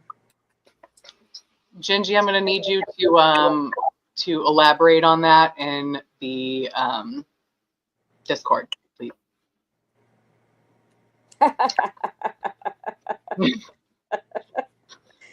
Oh, We could Cheryl. hear about. Gotta love Cheryl. I love her. No. I'm talking about the comment a couple up from there. Oh, okay. What is it? Oh yeah, probably so. Oh my god. Damn it, MJ. Are those your dishes? Your dishes calling you? No, it's my mommy. Tell Lisa you get her ass in here. Oh my god, I had that ring for so long. It's like I get PTSD. Triggered. It's here. triggering. It's very triggering. So y'all want to watch a No offense, Microdots I'm video? What? Y'all want to watch a Microdots video? Sure. Always.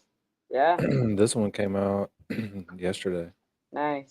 It's already got 150,000 views on it. Yeah. That's fucking good. Yeah, he's something. He's great. I mean, he's just like a brilliant guy. Yeah. I love his videos. Yeah, Gingy, I saw that the other night too. But it's cool. Got people got to go where they hang out. She's a mod in there, big time. Cheryl with an S. But I used to always say, "Hey, Cheryl with an S," but the first Cheryl had a C. Because you can't be Cheryl with an S if the S is in the end of the sentence. You know what I'm saying? Mm-hmm. It had to be the regular Cheryl, and then at the end of the sentence, you would change it because you're like, "Oh, with an S." So I used to mess with her about that. Mm-hmm. We got to do a bunch of commentary on this. We got to stop it Okay. frequently. Okay, Gigi. But do you see what I'm talking about though? I get that, but it almost seems like it's like from roots to tips in the very front, it's like a streak, and then there's nothing. It may have been the lighting. It just looked odd to me. I get it though. I like balayage. Is that how you say it? Balayage. I used to do that, but anyway. JFK is not live right now, Prince Love. Yeah, I'm so confused, dude. I am. Y'all are killing me with this JFK stuff. I don't know what y'all are People are talking laughing. about. I'm like, am I like blocked or something? He's not live. Oh, Prince Lover. I think TB just started. Yeah, it was a 1 minute video or something. 2.5 minutes. Yeah. Good. Yeah, that's cool. What did you say, MJ? TB is on. No shit. Shut up, Danny. Thanks, MJ. Thank you. Why? We can shut it down and go over there if y'all want to. No, he's gonna be on a show every night this week. That's too much. It's a lot. The horror tour. Oh, horror tour. Yeah. Yeah. But you know what he's Where gonna was that talk at? about tonight? The thing with did you hear about this? Bob and Allie were talking about this a little bit. Yeah, Dever, the thing. Dever, whoever she is. I think it's Dever. Dever. Right? Yeah. First of all, he said my name right. He said Dever. That's a good one. I love it. So is this week's schedule or next week? I think it's this week. Yeah. Yeah, because we're on the Tuesday the 15th. That would give it away, wouldn't it? Yeah, the dates kind of. The dates kind of just give it away right there. He's open Friday, Danny. Oh yeah, he definitely is gonna come over on here, whatever this is. Why not? if he's free. Yeah, if he's free, whatever that is, he can come over here and hang out with whatever this is. He totally would. He said that he's doing like appearances wherever. Yeah. Well, this would be classified as wherever. Yeah, 100%. It's like, where'd you go Friday? It's like to hang out with 10 people. More than 10. Well, if he advertises it, we'll get maybe 100 or maybe 200. Right. Yeah. It's a process, brother. It's a process. Oh, I know. I'm good. My shorts videos in the last. My shorts views got 12,000 views in the last week. Oh my god! Dang. Yeah, people like those friggin' like putting up windows. I would show them to y'all, but I can't because I keep putting this kick-ass music in them. Okay. Yeah, that's So I can't play 'em. Can't you like mute it? Yeah, I mean, I can mute it. Or is the sounds, you know, integral to the experience? I watched a couple of them. I love those videos. I'm astounded at. I love watching the places that you're working. Those houses are magnificent. Right, they're crazy. Holy shit! Like, what are those? That's Mississippi. That's Yes, it is. nice. Anyways, Man, it's just I'm moving. some crazy. And I just stop. It's not. We're not even doing anything most of the time important. It's just a 30 or 60-second little video. Throw some music on it. Like I did those 3 today. Mm-hmm. And that's almost 1,600 views today. And then the fox is the winner right now So at cute. 1,800 views. Ah, can we see that? Can you mute it? Nope, I can't. You Oh can't. yeah, I can. I gotta mute it quick though. Okay.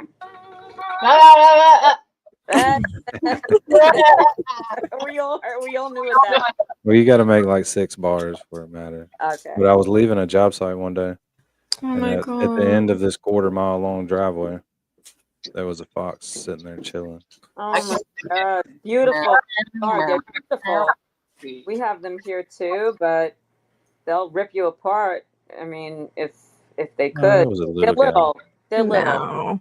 Not you, That's a little Danny, guy. but It's Janine, really haven't you seen my foxes? no. Oh my No. god, I just posted a video of them in the Discord. All right, I'll have to go look for it. You have a fox? It's like a little family. Yeah, this is the Put complicated in like window your I back. was telling y'all about. That's beautiful. See, this when they built the house, this window would have been like, hold on, wait for it. No, that would have been like one big unit already is in one unit out on the truck. Mm-hmm. And Mm-hmm. they just install it in the side of the house when it's new construction, whatever.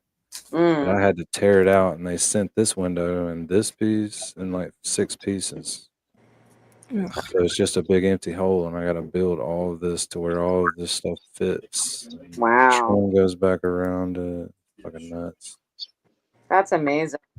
We used to So have a bowed out picture window. I miss that thing. you really can't see how big this house is. Yeah, it's deceptive, right? Yeah. It's a massive Beautiful. house.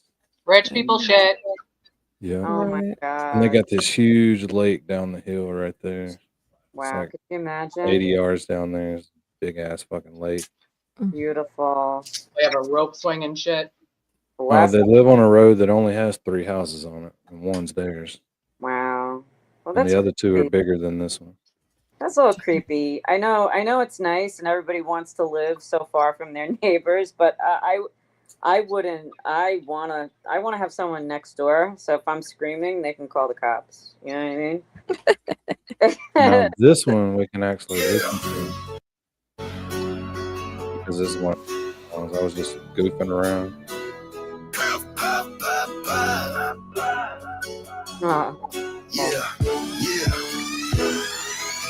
She was looking like a dream in neon light, standing close to him on a Friday night. I pulled up slow in my old plow truck with a flask full of whiskey and a head full of lust. Ain't no secret around this little town. Who pulls the strings? Who wears the blue crowns? Yeah, I tip my hat. We played it real cool because girl, you forgot the rules. Who forgot? I got friends in low places, wearing badges, holding cases, judge in my pocket, law. That's Brian's song. That's a what song? That's about the out. Listen to the words. Mm-hmm. Did you listen to the words? Yeah. Well, then you should know. It says it in the words. It says it in the words. So it's about Brian Albert and Brian Higgy Pops. Mm-hmm.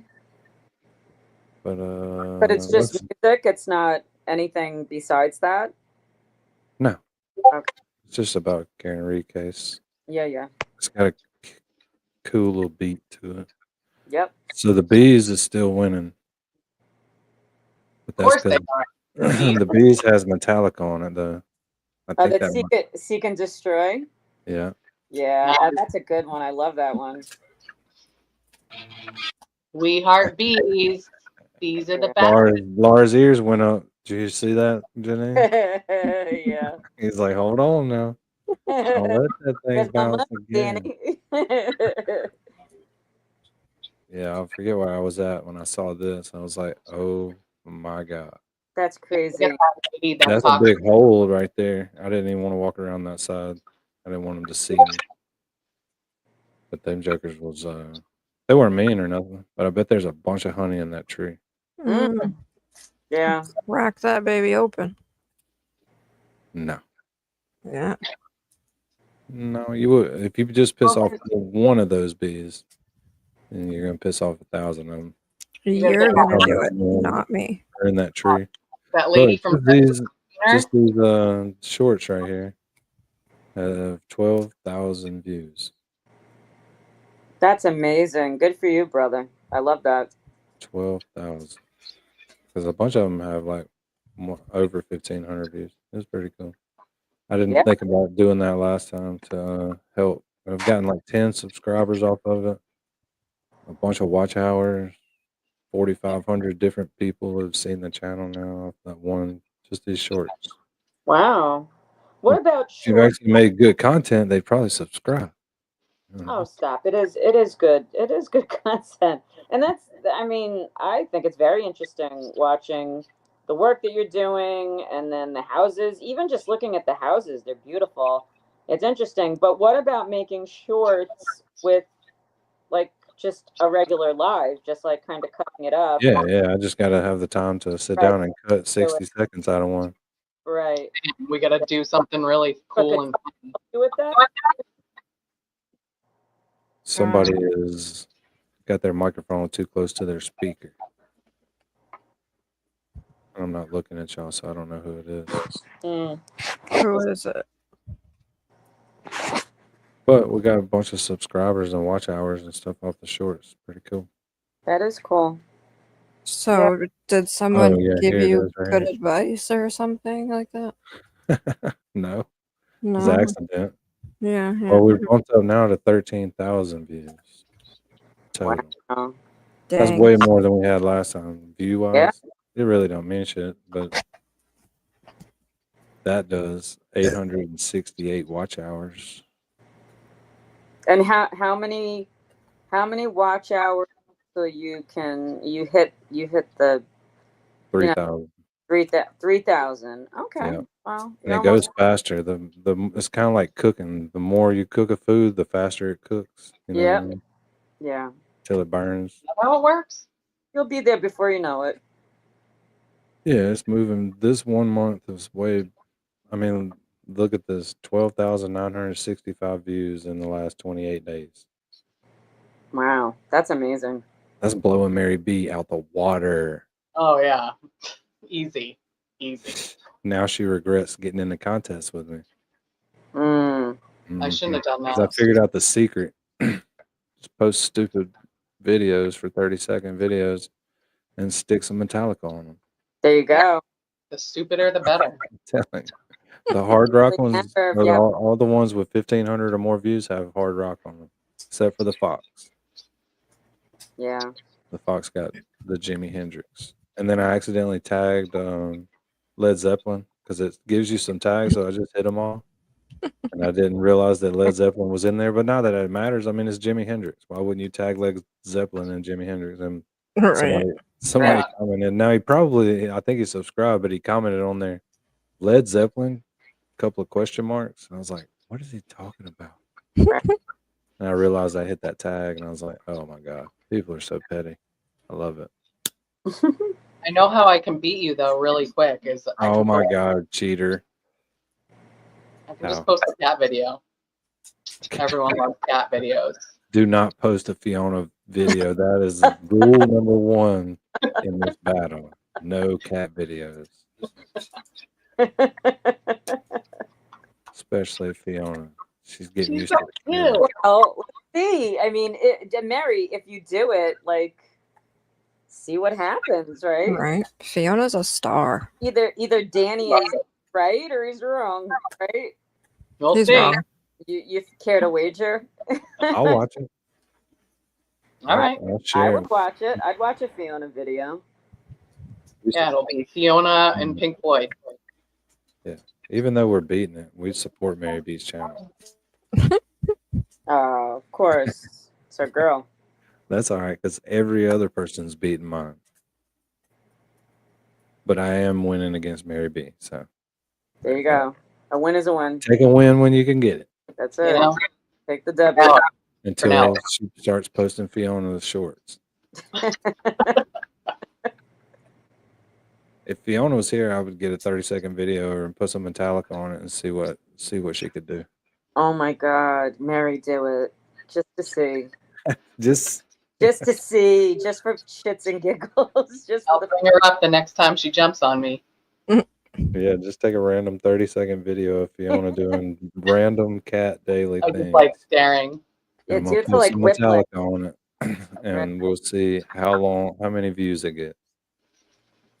Which Let's do Metallica a song? test, but we'll test it on my channel instead of yours. Which Metallica song would you choose? I don't know. There's not. You have to use the ones that are in there. Yeah, I gotcha. So I may have to loop. I may have to just do it again. Do Seek and Destroy again. Why not? Can you get Fiona chasing a mouse? Well, I can get her Seeking and Destroying? scaring the birds away from the feeder. Yes. Yes, do it. She does that a lot, so. Nice. All right. Let's watch a little Microdots. Sure. Officer Kelly Dever was sworn in as a Boston police officer not long after Officer John O'Keefe was murdered. It was a major milestone in her career, and at that moment, her future in law enforcement seemed bright. However, she had previously seen something that made her a crucial defense witness in the Karen Reed case, setting off a chain of events that would thrust her into the global spotlight, shatter her credibility, and turn her entire world upside down. Some see her as a victim, caught in a difficult position between powerful forces. Others view her as a liar, undeserving of any sympathy. The question we'll explore today is simple. Should we feel sorry for her? Kelly Dever, last name D-E-V-E-R. The first time you were ever interviewed in connection with anything having to do with this case or this investigation related to the death of John O'Keefe was by a separate law enforcement agency, not the Massachusetts State Police, not the Canton Police Department, correct? Yes. How long had you known and been familiar with Brian Higgins? Say, for instance, by sight, to be able to recognize who. Ooh, I just had it. Our channel subscribers' cat videos set to death metal. Shorts. Oh, that's funny. That You would think be that would get some views? Yeah, It's cats. It's Metallica. that's it. Subscribers. That can be like the caption. Channel subscribers, cat videos. Yep, Set to metal. that's right. Love it. Okay, well, we need some 30-second cat videos in the zoo. I'll get them. I think I can get them out of the zoo, but I might not can. So there's a there's a collective. So And just make sure in the background's nothing weird. None of your sex toys and all that stuff to the mirrors and shit. Just I the don't cat. have any videos Right, without 'cause that. that's not Just going to be the interesting cat. to people, right? Nothing freaky. Nothing freaky, right? Because that won't Take the interest swing people. down. The dark side of people. Swing down. Yeah, exactly. That's what I was thinking anyways. Hey, I can probably get a toy to crop it out. There's a market for everything. Yep. Yeah. But you'll be able to tell it's the 8-inch dong stuck to the mirror when you crop it out. You know what I mean? Give me a minute. Right. You're missing that shape. You need to have an eye for that type of thing. We're going to get Gingy on that. Gingy, can you do the proofreading for these videos, please? Gingy, you take on that dubious assignment. No vibrators, okay? There you go. You wanted a video. Ah, That's not a video. This is an attack, live attack. He's like, dude, Live stop. attack. Yeah. 30-second cat videos. Make sure to watch a little timer. And Who was? just 30 That's seconds. great music. Sometime during 2020 is when I was probably first familiarized with him. Who's Kenneth Berkowitz? He was the chief of the Canton Police. Obviously very familiar with him. He was your boss, correct? Yes. Does the dispatch area also have monitors of internal security camera footage? I know there was camera screens, but I don't know if they were on TVs or computers or where in dispatch they were. I don't recollect where they were or how they would be accessed. They were in the room somewhere. I can't be more specific. I don't remember. What Officer Dever appears to be doing here is distancing herself from the security monitors. If she claims she can't even remember where they were located, how could she possibly have seen Higgins and Berkowitz on them? The reality, though, is that those monitors were almost certainly positioned within view of the desk, so the officer working there could easily keep an eye on them. But you do recall seeing that there were monitors that were showing different views of internal security camera footage of Canton PD, correct? The specifics, no. Were there? Yes. I don't know what you mean by specifics. I'm asking you, were there monitors that you could look at that showed security camera footage from inside Canton PD, different areas, hallways, corridors, offices, the Sally port, for instance? So 2.5 years since You keep saying 2.5 years later. So let her finish her answer and then ask a question. It's been years since I've been in that room. They were somewhere in the room. Where cameras were in the Canton Police Department, I don't recall. The media's provided me information since this case took place, and I can't speak on what's my recollection and what's been media provided. There are cameras. I don't know where on my memory where they are. So has the media informed you that there were internal security monitors at the dispatch location? So the objection is sustained. Next question. Jackson exposes a critical flaw in Dever's story. Her alibi, that relentless media coverage led her to form a false memory, crumbles under scrutiny. While the Sallyport footage has indeed been widely aired, the actual placement of the monitors inside the dispatch center has not. That's a serious problem for Dever. As Jackson points out in his letter, she described these monitors in vivid detail to the FBI, details she's conveniently forgotten, once under oath. Jackson digs deeper into this point. What do you recall from the dispatch room, as you put it? What do you recall being there in terms of monitors?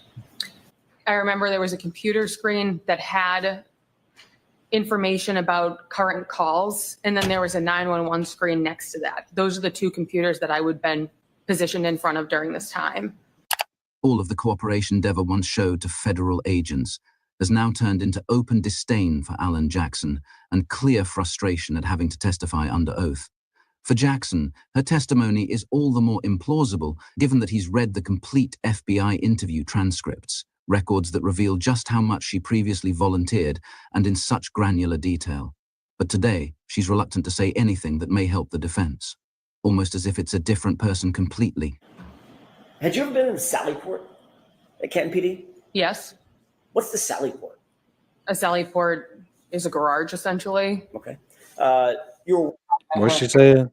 What's she Garage. saying? Garage. Garage. A garage. You gonna come to the garage? Is that like a bowl?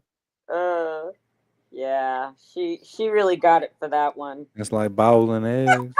Well, she did it more than once. It wasn't just like a one-time thing. That's how she said it. All right, Janine, I got Robin G's video loaded. So Metallica, we got Seek and Destroy, Master of Puppets, Inner Sandman. Oh, Nothing else matters. Oh, Master. Come on. Come on. Which Dan, one? you know. Master. That's my ringtone. Master. Well, I may have used that on another one.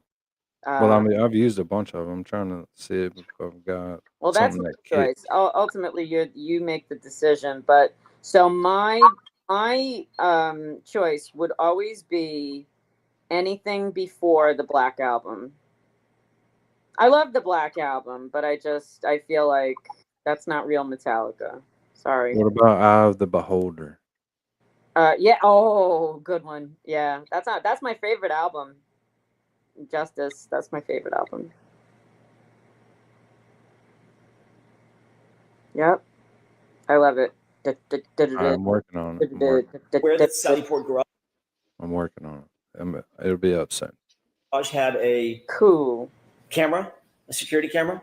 It would make sense because that's where we bring prisoners to drop them off. Well, more than just makes sense. I'm asking you, do you recall that it had cameras that serviced the Sallyport garage? Security cameras. It's where we brought prisoners, so there would be cameras, yes. Okay, you're saying there would be cameras. I'm asking you, were there cameras? According to the media, yes. I've seen the footage, so yes, there were cameras. Officer Dever dodges giving a straight answer 3 times, fully aware that Jackson is steering the questioning into territory she desperately wants to avoid. She implies, almost dismissively, that of course the Sallyport has cameras, but by that logic you'd also expect those cameras to actually function, which we know they did not. All right, so hold on. So I'm going to strike that, officer. You have to answer the question based on your own independent methods. Okay? She is dreading what she knows is now inevitable. Being limited to answering questions based solely on her own recollections puts her on a direct collision course with revealing her alibi, exposing that she's constructed an entirely false memory, something that she was hoping to avoid getting into if at all possible. And if you don't have them, tell us. But you can't reference what you know from the media. All right. There were cameras in the Sallyport. Thank you.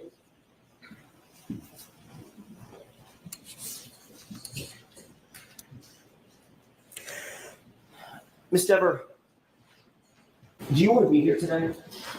I have no relation to this case, I so didn't ask you that. I asked you if you want to be here today. Objection. This isn't direct. Hank Brennan objects, stating, "This isn't direct," a small preview of the way he would have handled Michael Proctor if he was called by the defense, and the judge enforces the objection. So it's your witness. I understand. She can, no comments, just questions. Not, I understand that. Do you want to be here today now?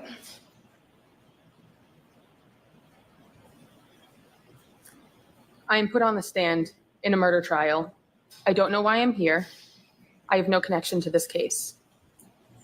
You have no idea why you're here? You've never talked to me. Nobody on the fence seems to talk to me since prior to the first trial. So I don't have any idea why I'm here. No clue whatsoever, as you sit here, why you might have been called to the stand. No. Are you uncomfortable testifying? No, it's part of my job. You're a professional police officer, correct? Correct. That means you're a professional witness to a certain degree, correct? In the crimes that I've gone on the stand before, yes, I have been. And you understand the oath? Yes, I do. What is that oath? The oath is to tell the truth. Did one of the monitors that you looked at, that you had access to at the dispatch area, did it show the video footage or the video feed from the Sallyport garage?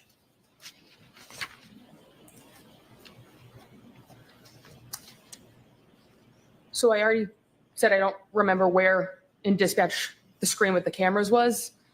There was a camera in the Sallyport. So if I'm going to make the assumption, then yes, of course. But now that's an assumption. I'm not asking you for an assumption now. I'm asking you, did one of the feeds, now we've talked about the camera, the other side of the camera is the feed. Do you recall whether or not there was footage that you could see on a monitor in the dispatch area that showed the Sallyport?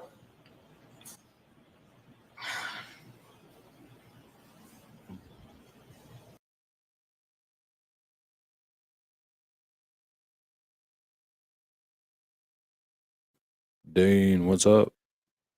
Dean. Yo. Oh my God, he's alive. Yo. We're about to send out a search party. Right. Yeah, no, I just I worked like 13 hours today. But yeah, no, I'm good. Aw. Well, thanks for joining us. Yes, thank Oh, you. yeah. Need to I sleep. respect that. A good 13-hour day. Fuck yeah, man. All right, Janine. I got Mary B's cat video. I got to figure out Which Metallica song? Wherever I May Roam. I think that's it. Okay, all right. Yeah, I love that song. Even though it's on the Black Album, I still love it. I love the Black Album. It's just, I think it's Fiona, right, Mary B? That's a good one. That's Yeah, a that's Fiona. Okay. Freya is Calico. You're not a cat person, so you probably don't know what that is. Yeah, Dan, we kind of bailed on the trial watch. Which trial? Oh, the first one we couldn't hear. The camera was in the back of the courtroom, and their production was not very good. We couldn't hear anything they were saying. It's like they're doing it just to spite you. I know. It's like, dude, we would have watched every bit of this, but we can't Like, hear oh, it. Danny Thomas wants to watch this. Fuck up the sound. So what kind of work did you do all day, Dean? Selling, setting up, selling, or what? Just You setting stay up in hat one spot, displays. or- Oh, you traveling around and show off your stuff? No, it's already like approved at each store. Like we ship them the display, and then I just go in and I build it. Oh, that's cool. Nice, Dean. Fuck yeah. That's good. That sounds Yeah. pretty neat. That's a nice gig, and you get to travel and meet people. I mean, I would hate it because people, but Yeah. people it's cool. Yeah. So No, yeah. it's a How are you liking it? Are you meeting any cool people? yeah. No, there's a bunch of cool people. Today I met somebody who almost died. That was cool. Oh my god. Not them almost dying, but I met them. Oh my god. That was cool. They were like, I almost just got hit by a car, and I was like, oh no. Wow, that was a great accent. Yeah. Thank you. Thank you. Sassy's been trying to take this up with you for a while. She's called me out. That is funny. All right, I guess Dawn. it's Dawn then. We didn't know your name was Dawn. It's them. It is. It's them. You've been saying it wrong. Speaking of Dawns, I figured we'd saw Dawn Marie tonight, but we didn't. Aw. We haven't. We still got 6 hours to stream. There you go. We're here for it. We're here for it. So Dean. Mary B. Fiona's got her own short. Should be up any Oh, second. it's up now? Yay. Yeah, the Robin G's is up too with the All Fox. right, let's see how many views these get. Yeah. It's not the greatest time of the day to be posting them, but if they don't do well by tomorrow, I'll repost them at like 9:30 in the morning. I'll just redo it, delete it, redo it. But cat videos are winners. Oh, Metallica and Fiona. Match made in heaven. The way it should Yeah. always. If the beat hit and then Fiona jumped at the window, that would be that.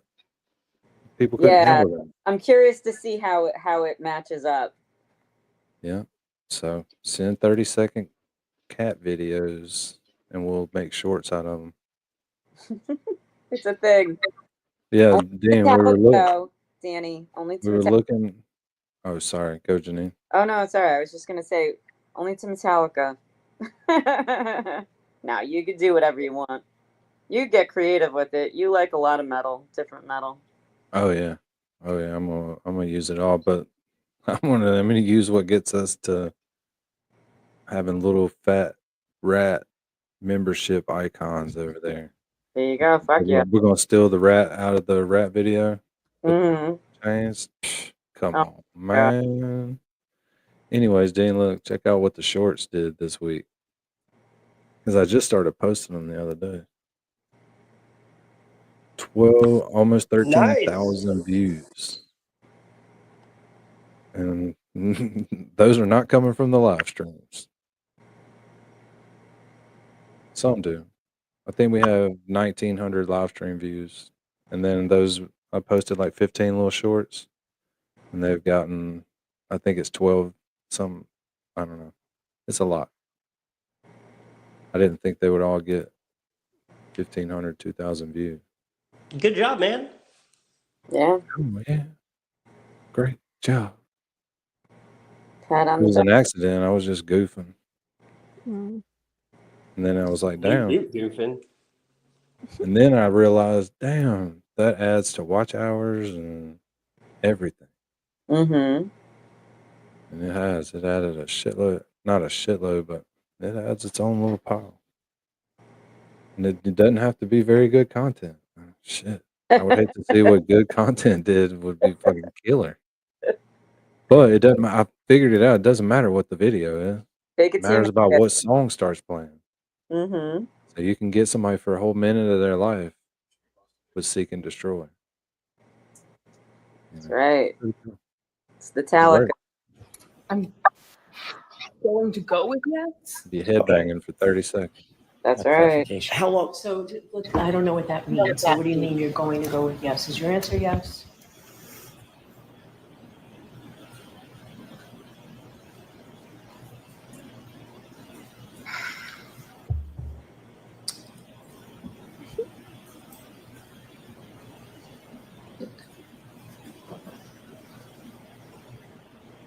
Yes. Thank you. Oh my God, all that for yes. What time about did you take over the dispatch desk? What? What'd you say? I said, oh my God, all that for yes. That was the most tortured yes I've ever Oh, yeah. experienced. Jesus Christ, this one. Struggled for that. That morning? Yeah. Immediately following when the 911 call came in. Would have been 6-ish in the morning. Does that sound about right? Sometime I would say towards the later of my shift, but it was the middle of winter and dark out. So I don't know if it was 4, 5, 6. Understood. But it was still dark out. Yes. Once you How many views did you get on that, Tombstones? How many views? We're researching cat video views right now. took over the dispatch desk, did you stay there even past your normal shift ending to support the investigation that was ongoing? Not to support the investigation. I was just on overtime. Okay. So you stayed past And Sassy, if you don't keep bothering Dean about that, I'm not gonna like you as much. But just keep bothering him. He's fine. your normal end time of your shift that day. Yes, on overtime. You stayed into the afternoon, correct? I believe the shift ended at 3:45 p.m. for the Canton Police. Officer Deva clearly isn't sure what time she left that day. She's provided no evidence of it. She just claimed she believes the shift generally ends at 3:45 for the department. That may well be true, but it doesn't prove that she personally left at that time. She seems to be basing her entire claim about when she left on what time the shift normally ends. Not a very strong foundation to bet her entire credibility on. With so many officers inside the Sallyport when Karen's vehicle arrived, it's entirely plausible she was asked to stay later into the evening to help cover the desk, especially considering it was the day of a snowstorm. Furthermore, if we're to believe she's susceptible to creating false memories, then how can we trust any of her recollections? She's made her word utterly worthless, the equivalent of someone lost in delusion, except in her case, the delusions are embedded in her memories, not in her present reality. The after effects of this story on her career as a police officer is something she clearly didn't consider. Did you stay past your ending shift time? For my regular shift, yes, because I was on overtime on the day shift. Did you observe anything unusual that stood out in your mind that occurred, pardon me, in the Sallyport while you were on that shift? So we've discussed this previously. I can't make that statement on the stand because I've been provided information released by the defense that it was not a memory, that it was a distorted memory. Therefore, I can't state it because at this point it would be a lie. This is the exact moment Officer Deva destroyed her own career. I cannot make that statement that you're wanting me to make on the stand because I've advised that that would be a lie. Ms. Dever, I've never asked you to make a statement one way or the other on the stand. I'm asking you an open-ended question. Okay, Did so you, prior let to me the ask first the question. Did you observe something in the Sallyport garage on January 29th, 2022 that you found unusual, that stuck out in your mind? given factual information, that makes it so I know I did not, no. So the answer is no. Correct. Do you remember being interviewed on August 9th, 2023? I do. That was by a separate law enforcement agency, correct? Yes. 2 separate law enforcement agents, is that right? Yes. And you were advised during the course of that interview on August 29th of something, correct? Can you rephrase I'm sorry, that? August 9th. So what was I advised of? Can you rephrase? Mary B, what are the Green Mountains? So the Green Mountains are in Vermont. They're like more green. They have like Green. forests, more forest than like rocks. The White Mountains are very rocky. How far is Vermont from where you are? Like if I was to go to Burlington, that's about 3.5 hours, but like the bottom of Vermont, I don't know why anyone would ever go there. Is like, I don't know, probably 1.5 hours, maybe 2 hours. I'm closer to New Hampshire, but I'm not too far from Vermont. Cool. The Green Mountains. Phrase that? Sure. Were you advised that lying to those officers would be a crime? So it was a willing conversation. I've spoken with their legal team. Because of the fact I was provided factual information that showed a statement of mine was a false memory, it was not a lie. Therefore, I made it in good faith, and I retracted given information that it could not be accurate. Ms. Dever, did you understand my question? Yes, I did. You threatened to charge me with perjury during our phone call prior to the first trial if I didn't lie on the stand right now. I'm telling you. Well, damn. Somebody cheated. Because we don't have any new people chatting. Do we? Have y'all seen anybody new? No. No. No. Mm-mm. No, but in fairness, you know, it's a Teebs night, so It's a what? it's a Teebs, TB. Oh yeah, I'm not saying that. I'm saying we made it to 100 subs. Oh my God! It was Fiona. Yeah, it could have been Fiona. Had to Could have been. The Fox video's already got 120 views on it. Damn. Fiona's got 6. They've only been up 5 minutes. Yeah, she'll get there. By the time we get back to the next stream, we'll check and see what those videos are doing. But they'll probably do pretty good. There they are. Are you going to play the Fiona video here with the Metallica? Or you can't? It's muted. Okay. But her tail kind of goes along with it. Oh, I love it. I love it. I love it. She's playing the guitar. Ba, ba, ba, ba, ba, ba, ba. Da, da, da, da, da, da, da, da, down, down, down, down, down. That's a great live song too. It's good that Fiona's playing it with her tail, though. That's right. Fiona has great music. It's a good one. But Robin G's video is doing pretty good for this amount of time. I mean, it is a great video. It is a good video. Isn't this MJ's? Yeah. Little brat stealing all the chicken. Oh, this isn't the Robin G video. This is MJ, right? MJ is this year. Yeah, I gotta get that one out of there and do it real quick. You left those out there for him, right? Yeah. He's like, thank you. Just like, I gotta get them all before my sister gets them. I did not see anything. Factually, I've been provided evidence by a timeline that it is not correct. Ms. Dever, my question was this. Were you advised that it was a crime to lie to those law enforcement agents? Yes or no? No. They never told you. They never admonished you that it would be a crime to lie to them? Did they advise you of anything? Any consequences of lying to them? So we had a willing conversation. Yes or no? I don't recall. Okay, there's your answer. You don't recall if they advised you of anything? No, because it wasn't. As a trained law enforcement agent. Go ahead and ask a question, but both of you only one at a time, okay? As a trained law enforcement officer, are you aware that it's a crime to lie to certain other law enforcement agents? When you have intent to lie, yes. Okay. So you knew that when you spoke to these law enforcement officers, correct? Yes. Did you tell these law enforcement officers that you, in fact, saw Brian Higgins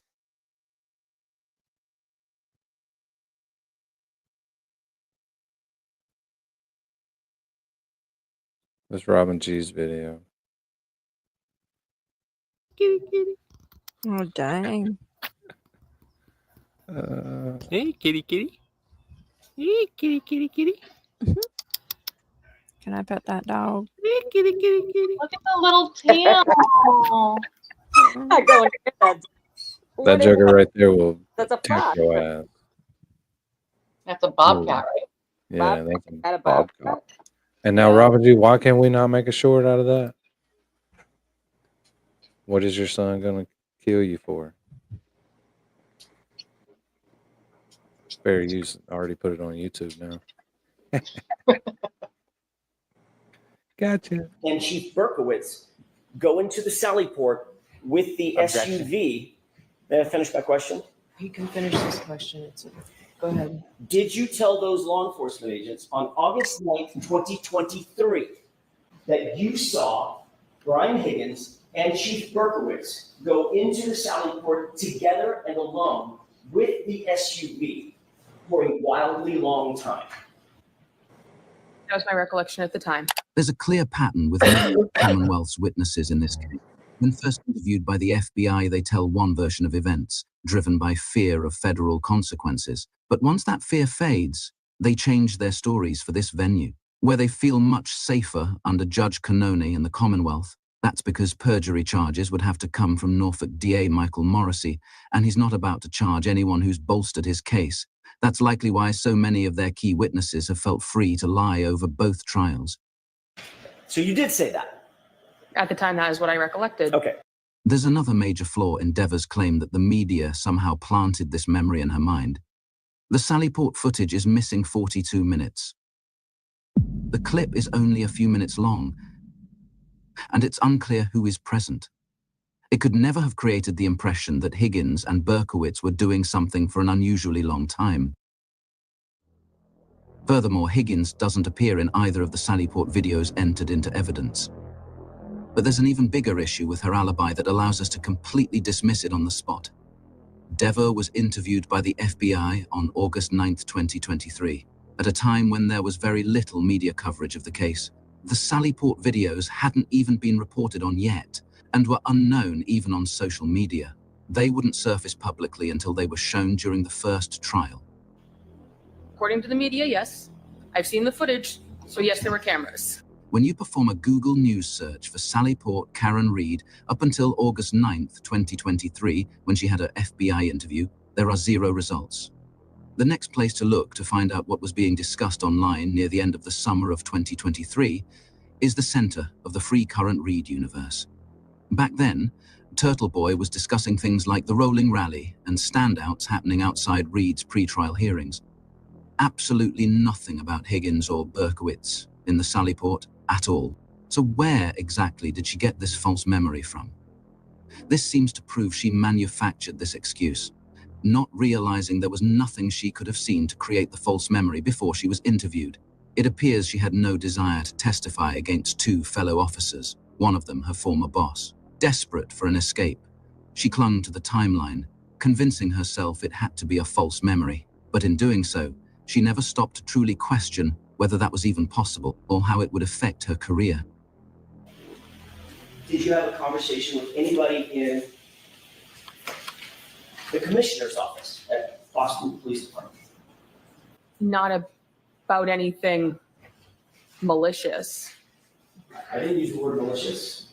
Why do you say malicious? I had a conversation, but it was my department saying, regardless of what I need to say on the stand, they support me.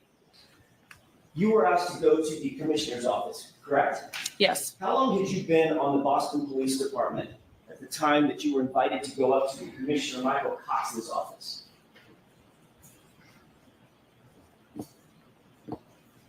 It had to have been before the first trial. So And I know it was when the agency released information to outside people. That's not my question. Ms. Dever was invited up to the commissioner's office following the release of the FBI documents, which included transcripts of her interview. It feels likely that the Commonwealth, upon receiving those documents, realized they had a problem. It's clear someone from the Norfolk DA's office called Commissioner Cox and requested he intervene on the matter. We can surmise this because those documents were sealed and access was strictly limited to the attorneys. He would have no way of independently obtaining that information, which is likely why he's vigorously denying the meeting was even about the Karen Reid case. I have no idea what they're talking about with Karen Reid. It had nothing to do with Karen Reid. No discussion about Did you Karen. tell Officer Dever to do the right thing? I didn't know she was even associated with that case. Did you find it unusual that a rookie police officer would be called up to the commissioner's office personally to discuss a matter? It was a reflection of how good of a leader he is. It was not anything that I found unusual, given the fact he is someone who wanted to show support for his officer. She believes she's helping the commissioner by speaking up. But like a boa constrictor with its prey, every move she makes only allows Alan Jackson to tighten his grip. So I'm guessing all of your training class or all of your entry classes at Boston PD, they've all gone up to the commissioner's office as well? I don't know anyone else who's been in this particular circumstance. We have employees here that we have to develop and encourage and do things, and I do that for tons of our employees. Do you feel that you were inappropriately drawn into this as some sort of boogeyman? That case is over. At some point, did the commissioner say to you that Boston Police Department, insofar as your connection to this case is concerned, Boston Police Department fully supports you? Yes. Did he also say, do the right thing?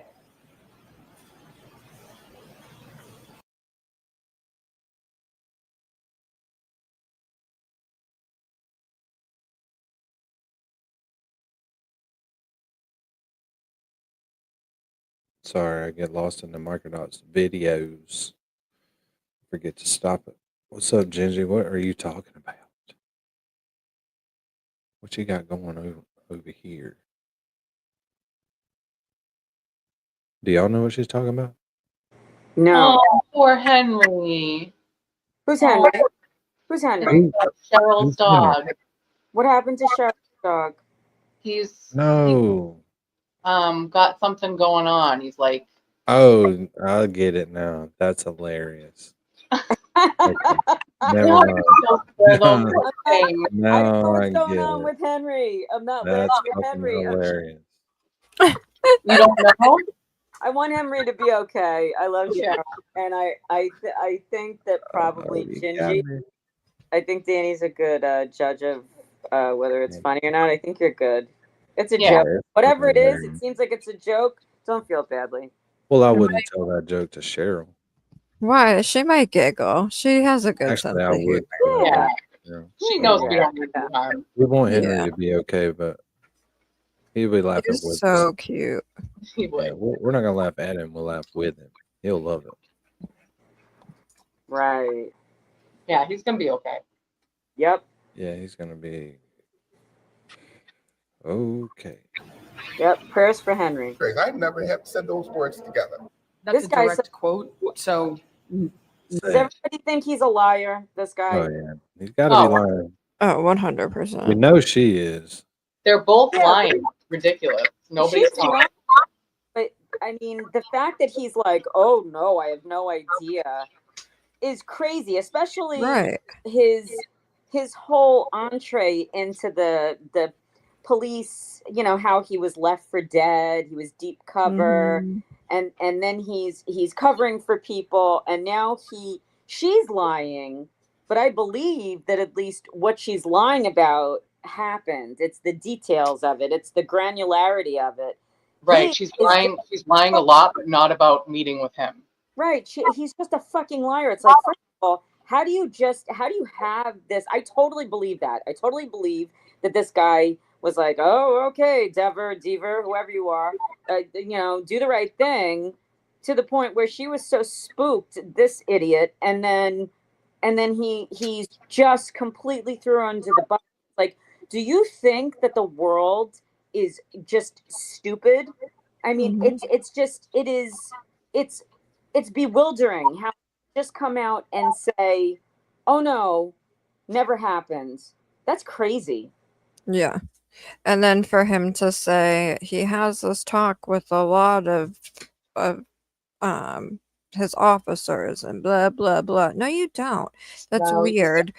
And for him to say that Right. he didn't know she had anything to do with this case, you have to, as a police officer, you have to report every single interaction you have with other officers, like the FBI, other cops, everything.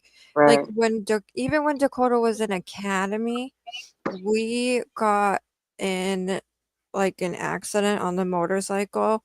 He hit something on the bridge and it blew his front wheel. Oh boy. There was no like police report. There wasn't anything. Everyone was fine, but we were pulled over on the side of the road and the cops came just to check on us and see like, you know, if we needed anything. Right. And Dakota was freaking out. He was like, "Oh my God, I have to call my chief and let him know that I just spoke to this cop because Wow. I can get in trouble if I don't tell him."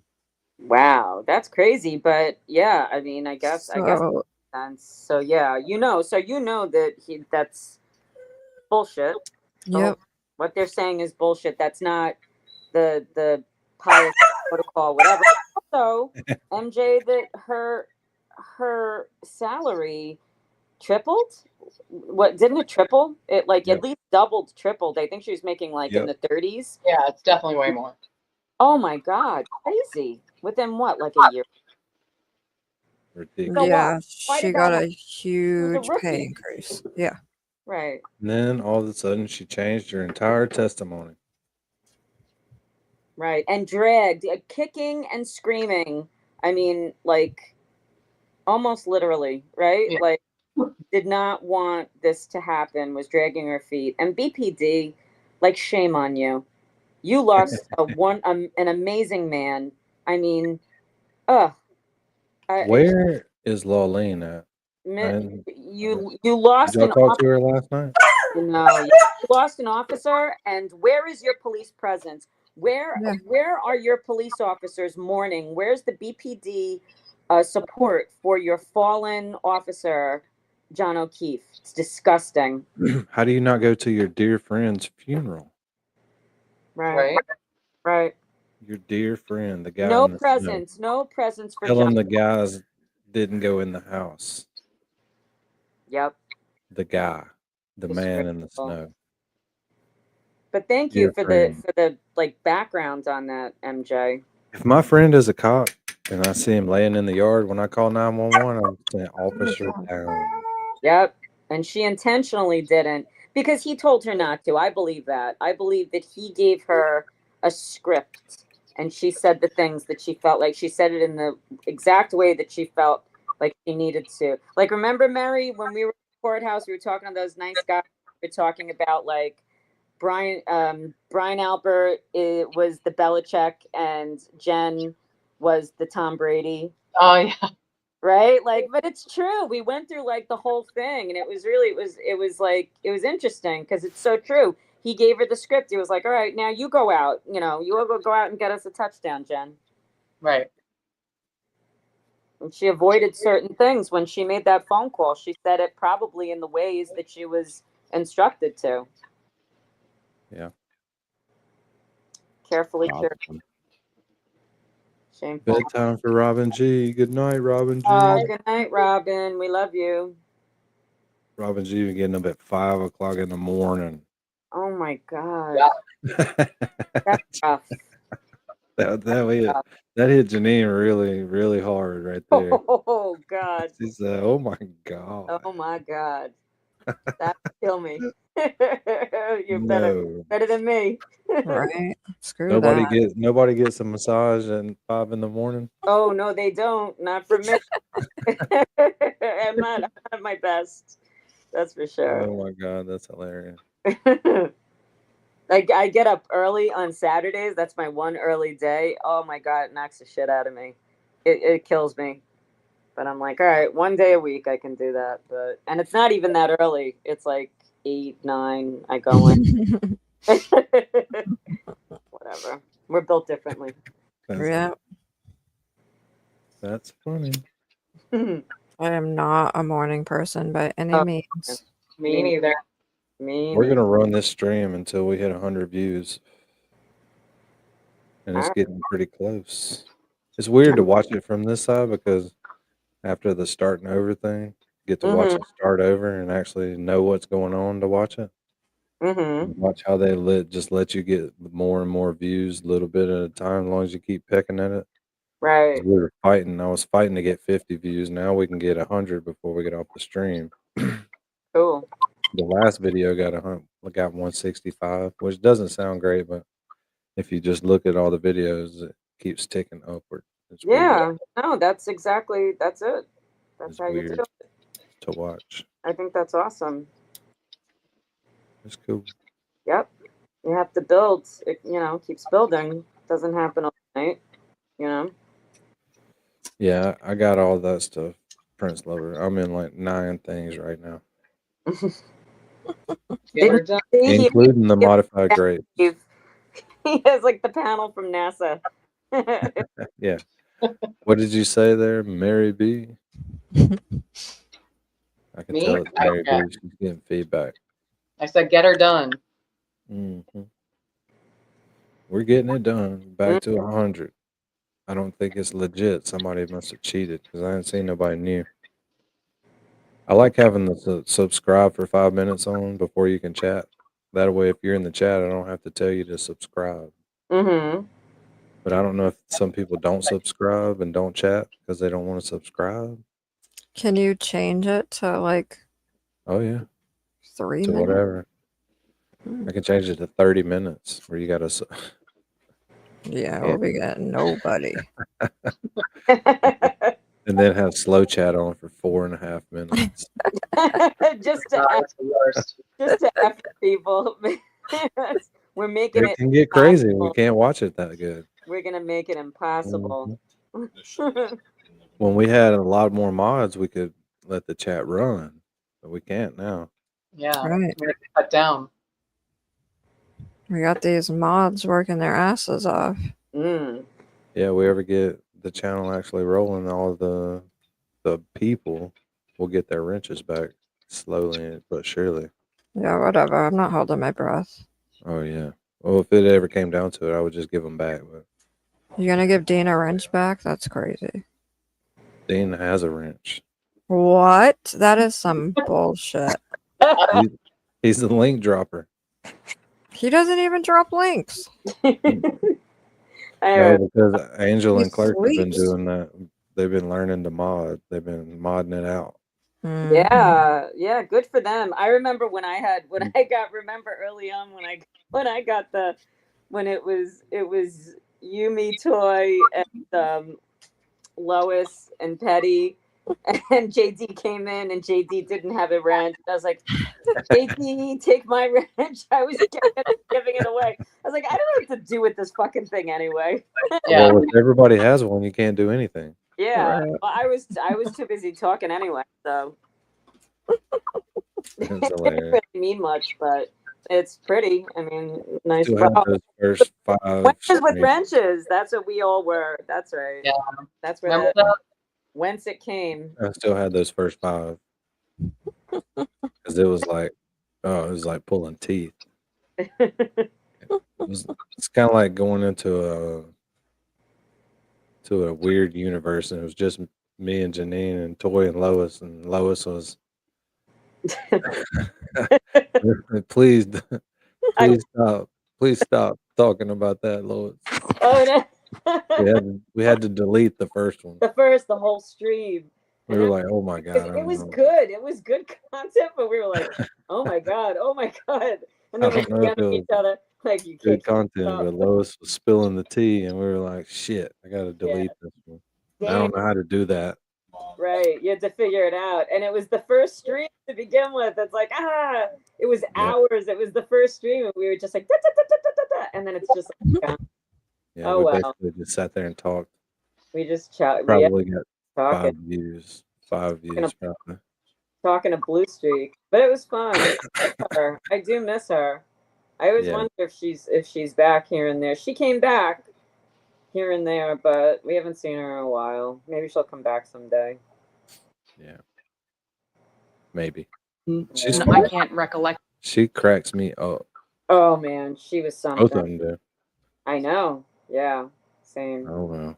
Like you said, a direct quote 2 years ago. A year ago, when you talked to us, the defense, did you tell the defense that when you were called up to the commissioner's office, we told you two things? Commissioner Cox told you, number one, the Boston Police Department supports you, and Officer Deaver, do the right thing.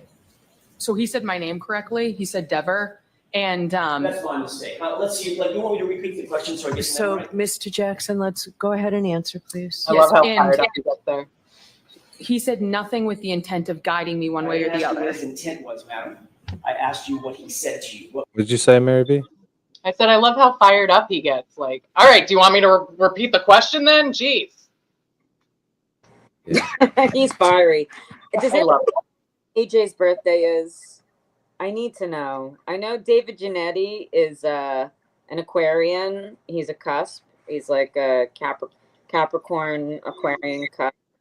I don't know Bobby, and I don't know. I'm dying to know AJ. Anybody know when his birthday is? Anyone?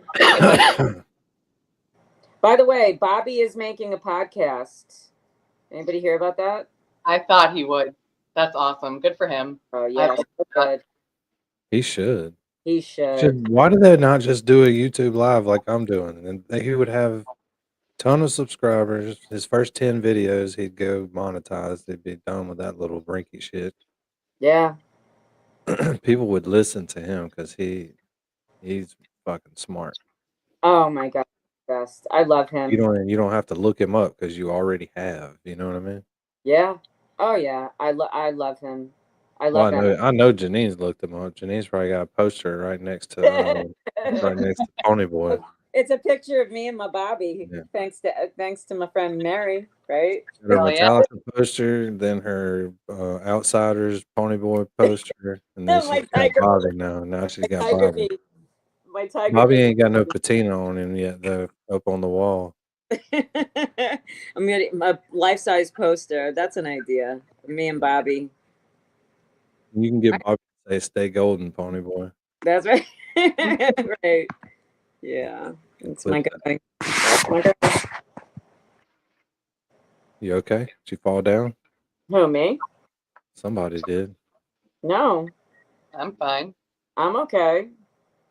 Dean, you good? How'd the phone call go? It was good. I was on mute. That wasn't me. Oh, Yeah, Dean, we've kind of abandoned ship at this point. Remember how we used to just wing it? Yeah. Well, that was way better than this. I'm guessing we rocked the boat and then tipped the boat over. Yeah, we've been swimming. We've been swimming for a while. Yeah. Everybody's just kind of floating on debris at this point. like in the Titanic. Yeah. We're gonna let wood. Jack's going to the bottom, baby. That's it. But we might watch some more until we hit 100 views. I'm not stopping. So Fuck yeah. y'all are fucked. That's it. Right it down, baby.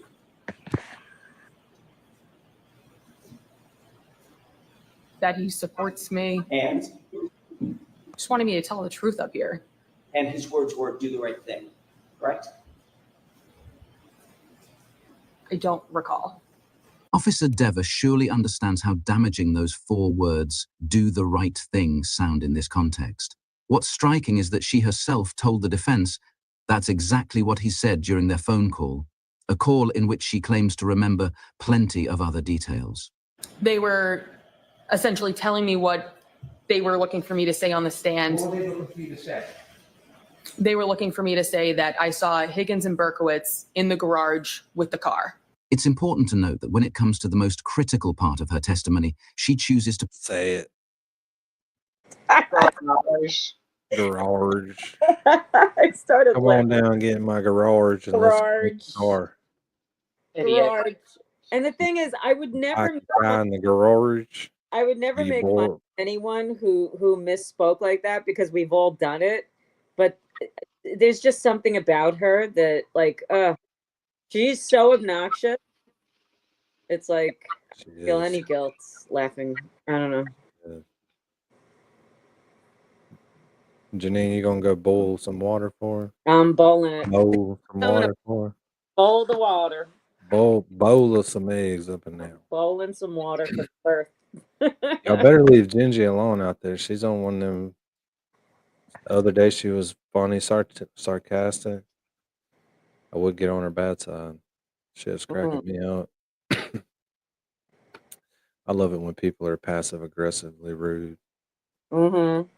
It's awesome to watch. It's kind of like watching Bill dance fish. You know he's gonna catch something. You just don't know what cast. You know what I mean? Mm-hmm. But he's gonna catch something. Protect Commissioner Cox and uphold the thin blue line rather than simply tell the truth. In her defense, it's not clear she recognizes the mental gymnastics her mind performed to concoct this story and land her in this position. She may be completely unaware or willfully ignorant of it. How many other times have you testified in a court of law? Cheryl, we were just sending up prayers for Henry a minute ago. Right, Janine? Yes. I'm sorry. I was just laughing at Clerk. Oh God, what did Clark say? Party in the garage. Everybody meet in the garage. Meet in the garage for the. Yeah, we're gonna bowl some water. Yes, Cheryl. I'm sorry about your Henry. Is he okay? Hope he's okay. Yeah, we were just talking about him a minute ago. Yep. Prayers for Henry. Prayers for Henry. During the course of your job.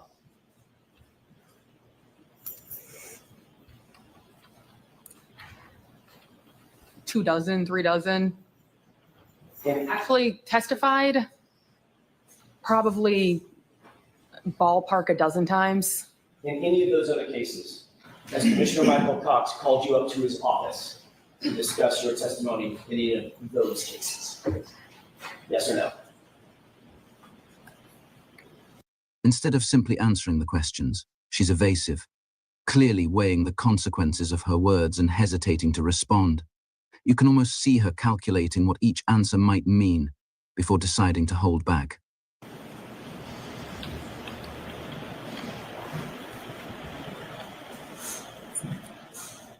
That's not a yes or a no answer. Well, yes, it actually is, Ms. Dever. So no comments, okay? Just.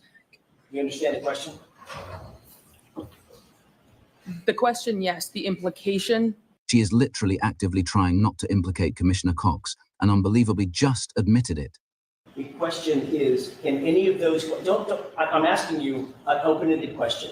In any of those cases, Officer Dever, not including this one, has Commissioner Michael Cox ordered you up to his office to discuss your testimony? No. Thank you.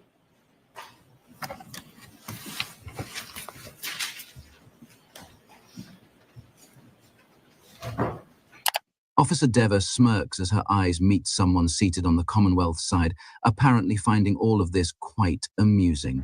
She's clearly underestimated the seriousness of what's just occurred. As she sits on a leave of absence from the Boston Police Department, her credibility shattered, her career hanging by a thread, and entangled in scandal with Commissioner Cox.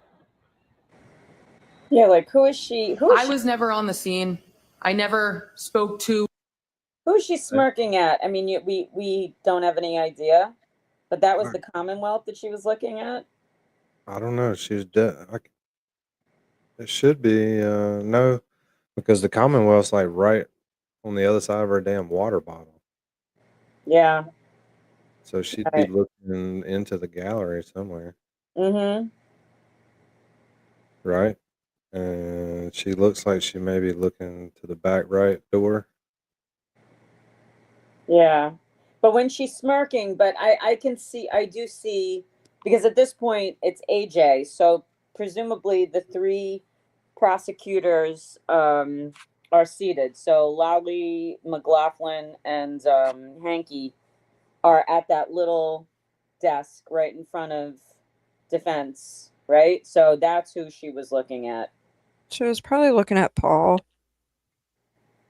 You really? You think so? Okay. Yeah. Maybe. They're probably Yeah. they were probably gonna go on a date, or maybe they went the night before. Right. Maybe so met at gross. that. Met at that bar. She's Paul's new cousin. Yeah, right. Paramore. She's his Yeah. Paramore. Oh, dude. Yo. Ew, Danny, don't ever do that again. Yo. Okay, that was better. It's not feminine enough, I know. Dean, do it. Come on. What am I doing? Yo. Yo! There you go. I can't tell if that's Dean or MJ or Dawn. I think that's Definitely Dawn. Dawn. Yeah. Sassy already bailed out. She might be lurking. Anyways, we just talked to Dawn, Sassy. All right. Now back to this. A witness. I never met a victim. I never spoke with a suspect. This was just a random shift for me 3.5 years ago at a desk. Miss Dever seems unable to grasp the importance of her testimony and continues to attempt to distance herself from it. I have nothing to do with Karen Reed. Matter of fact, I didn't even know this person was associated with the Karen Reed case. Oh my God. Liar. How do you not know? Right. The whole reason there. That's so crazy. Why don't they just say no comment? I'd rather get a no comment than a lie. Yeah. He got that shitty look on his face like Terry when he pulled away from them damn fireworks. He knows what the hell he's doing. Look at that look. He knows exactly what he's doing. Damn it. Look at his face. Everyone, it seems, is trying to disassociate from Karen Reed's prosecution. He knows full well that the Karen Reed fiasco is a career killer. And while he, along with the governor, the attorney general, and nearly every other public official in the state, understands exactly what's really going on, they all keep their distance. That calculated silence is precisely what makes them complicit. In Commissioner Cox's case, he is almost certainly lying. What you told those law enforcement agents on August 9th, 2023 was, quote, you recalled seeing Higgins at the station later that day on Saturday. Dever thought it was also weird that Higgins and Chief Kenny Berkowitz were by themselves in the sally port of the police department, by themselves while Karen Reed's car was parked inside. Higgins was a witness and present at the gathering where O'Keefe was found dead outside, and then he was in the presence of important evidence. You were sitting at dispatch by yourself and saw on the camera outside of the sally port when they walked in. Objection to the entire reading. Dever's story grows in specificity, now including multiple camera angles. It's difficult to accept that she manufactured all of this based on non-existent media coverage. Officer Dever, did you go on to say in that interview, quote, you never saw them leave, them being Brian Higgins and Chief Ken Berkowitz. You never saw them leave. This may reveal when her shift really ended on that day. If she never saw Higgins and Berkowitz leave, it suggests she was still there after the SUV arrived, but left before they exited the sally port. That would place her departure closer to 5:30 p.m. and not the 3:45 p.m. time she originally claimed. And the 46 minutes missing from the Sallyport video would show Higgins and Berkowitz around the SUV for a wildly long time. Perhaps they edited Higgins out of the footage completely because they knew, just like Miss Dever, that as a witness he should not be anywhere near Karen's vehicle. But you recalled thinking to yourself that they were in the Sallyport for a wildly long time together in there, end quote. Have you ever heard of something called the blue wall of silence? Do you think it's important for police officers to protect one another in the field and out? Objection. Sustained. Have you spoken with anyone, not Mr. Brennan, he's covered that, spoken with anyone from the district attorney's office about your involvement in this case, ever? No. Never? Unless you're going to provide a person, I I've never talked to any of these people. Have you talked to anyone at the DA's office at all in any regard? Not to my recollection. How about indirectly? Not to my knowledge. Are you friends with any people that you're aware of that are connected to this case? Are you personal friends, girlfriends, boyfriends, personal friends with anyone that's connected with this case? Other people who's been on the witness stand, one person, yes. Who's that? Sarah Levinson. How long have you known Sarah? We became friends in middle school. For Deva to admit she's close friends with Sarah Levinson is really just a step away from saying she's friends with Jen McCabe. Sarah, a longtime friend of the family, is a fully invested member of the McAlbert circle, and since she has presumably lied alongside them on the stand, she'd face serious legal jeopardy if that story ever unraveled. My entire job revolves around what I say on the stand right now. If I was to lie, I lose my job. I lose everything. I'm here to tell the truth. I cannot lie while sitting on the stand. It's her statements like this that leads me to believe she's willingly accepted her alibi. Again, she has to admit one of the times was a fucking lie. No, it was a false memory. It doesn't matter if it's false or not. That's what a lie is. Shit. You provide me with information that's not true. Lie. Look at that look on her face. That's crazy. Right. Trying to pierce through him like Superman would. I mean, and how crazy that the craziest thing is believing that you could outrun Alan Jackson. To even attempt it is, I mean, just to run in circles with him and to believe that you're not going to come out of that looking being just completely tarred is nuts to me.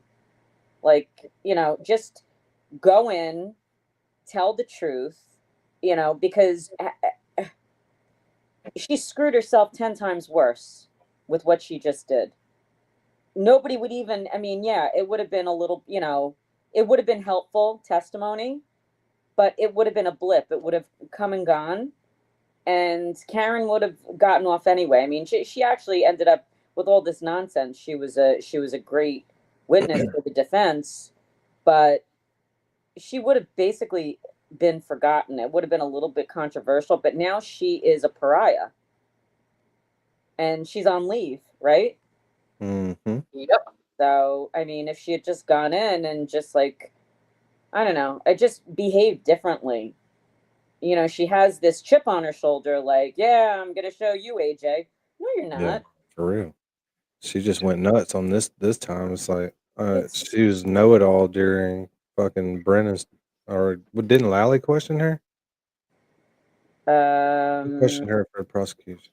No, it was Brennan. He didn't. Yeah, I don't think he knows that much. But I remember she knew everything. She was so nice, so helpful. And then she turned into that right there, just like Bias Also, fact. also, I think Instead of trusting her memory, which I think she's just dumb. I think she's stupid. Is really what her problem is. well, yeah. I mean, did Well, she's cobbling together a pretty sophisticated, like she's trying to go round and round. So I think lying is dumb, but what she's, she has this kind of she's weaving this argument, this pretty complex argument, but ultimately it's like, you can't do that with someone who's smarter than you. Right? So if it were someone with her level of intelligence or lesser, she would have come out the victor. But I actually believe that she went into this thinking that she was smarter than him and that she was going to get out of it, Mm-hmm. I don't know. That's my interpretation of it. It was just dumb, and she screwed herself. Definitely got irritated, that's for sure. Yeah, I mean, but Mary, to your point, definitely dumb to have. She did not play it the right way. It was. Yeah, I think she got herself in more trouble. Right, and she may have destroyed her career with this one move, right? Like just based purely upon what she had, just this performance. But if she had gone in and kind of just sucked it up and told the truth without having, you can tell the truth without like really disclosing everything. But what she did was she completely revealed herself to have been a liar, and the whole thing with the chief, and now he's a liar. So they're going to get got. I mean, I think she is already, right? Because she's on leave. So, right. Yeah. Veruca. Yes, Gingy. Yeah, Diva is. She's like a cross between Wednesday By Addams the way, and likely. Veruca Yeah, Salt. like Yeah. a crusty Wednesday Addams. Right. Yeah. Functions just fine. She chose to embrace an impossible story, convincing herself it must be true to maintain the status quo. Because of the fact I was providing factual information that showed a statement of mine was a false memory, it was not a lie. Therefore, I made it in good faith. She seems to truly believe it. The question there is this: is choosing to believe something? And yes, Cheryl, I got the iPad split screening. I got the YouTube app video rolling with the Safari on the channel inside the fucking YouTube studio in case I want to change any of that or chat. And I got the laptop running the stream and the extra screen running all the extra crap that I got going. So yeah, I'm watching this video 4 times right now. It's cool. Something convenient equivalent to lying. And I need more. I'm going to change this microphone out with something that says sure on the side of it. And I'm going to get a webcam soon so I can get it out of this damn laptop because it ain't helping me none. But Which Shure mic are you getting? probably the one that's $199. The I SM, can't remember the or that's version. the. I'd like the white one. It's the white one. It's like the SM7V7BU. Yeah, there's a $200 and a $300 one. Yeah, no, I know which one you're talking about. It's the one that's both USB and XLR, right? Exactly. So I can run it into this board I already got without changing a lot, just the microphone. Then later I can change the board because preamps matter. And I think it's the SB7. yeah, I think that's it. Sounds right. Yeah. But I Yeah, really want to get that the one's a really good video. microphone, man. I really want to get the video out of the laptop because when you're on video, angle is everything. Which is why Dean's is strategically angled the way his is. But I have to use it out of the laptop for now. Nothing I can do about it. Yeah, no, I get you, man. But that's not very expensive. I just hadn't done it. I was waiting until I find one that I like. Because I already got light stands. And one of the light stands, and yes, Gingy Toys is the one that got all this shit. One of the light stands has a holder on it, so I'm already ready just to slap the camera up there and clip it on. Nice. Get it out of the I'm excited, fucking man. laptop. I'm excited to see your new mic and new camera when you get it. It's gonna be a while. Be a while. Hopefully not too long though. But I'm just gonna get one. I can't remember the name of the damn webcam, but just something external. Clip up on USB, you know. Oh yeah. Yeah, I got You the use your phone. Obspot. You use your phone as your camera, Dan? I did, but I use a webcam, but it's like it was like a $300 webcam. Damn. Yeah. Yeah. But it matters though. Yeah. It's the Obspot Tiny 2. Or actually, I think it was 2. I think it might have only been 2. I think the tiny Obspot Tiny is 3 and then the tiny light is what I got. I think it's like 2. It's a really good webcam though. I definitely Why is it so liked expensive? it. Because I was looking at all of them. The good ones, you can get a really good one for $60. They're not, those Yeah. ones aren't like really good. This one does it does face tracking, right? So like if I turn on face tracking, I can literally move around and it'll follow me. Like the actual camera will start moving side to side and up and It's the down. last thing that I want. Well, it's cool, and then it also it can do other things like with the program on. It's kind of hard to explain, but it does a bunch of other things too. Yeah. Well, I'm not getting that one. I just want to get one where I can get a better perspective of myself if I'm gonna be on video. You know what I mean? No, I feel it.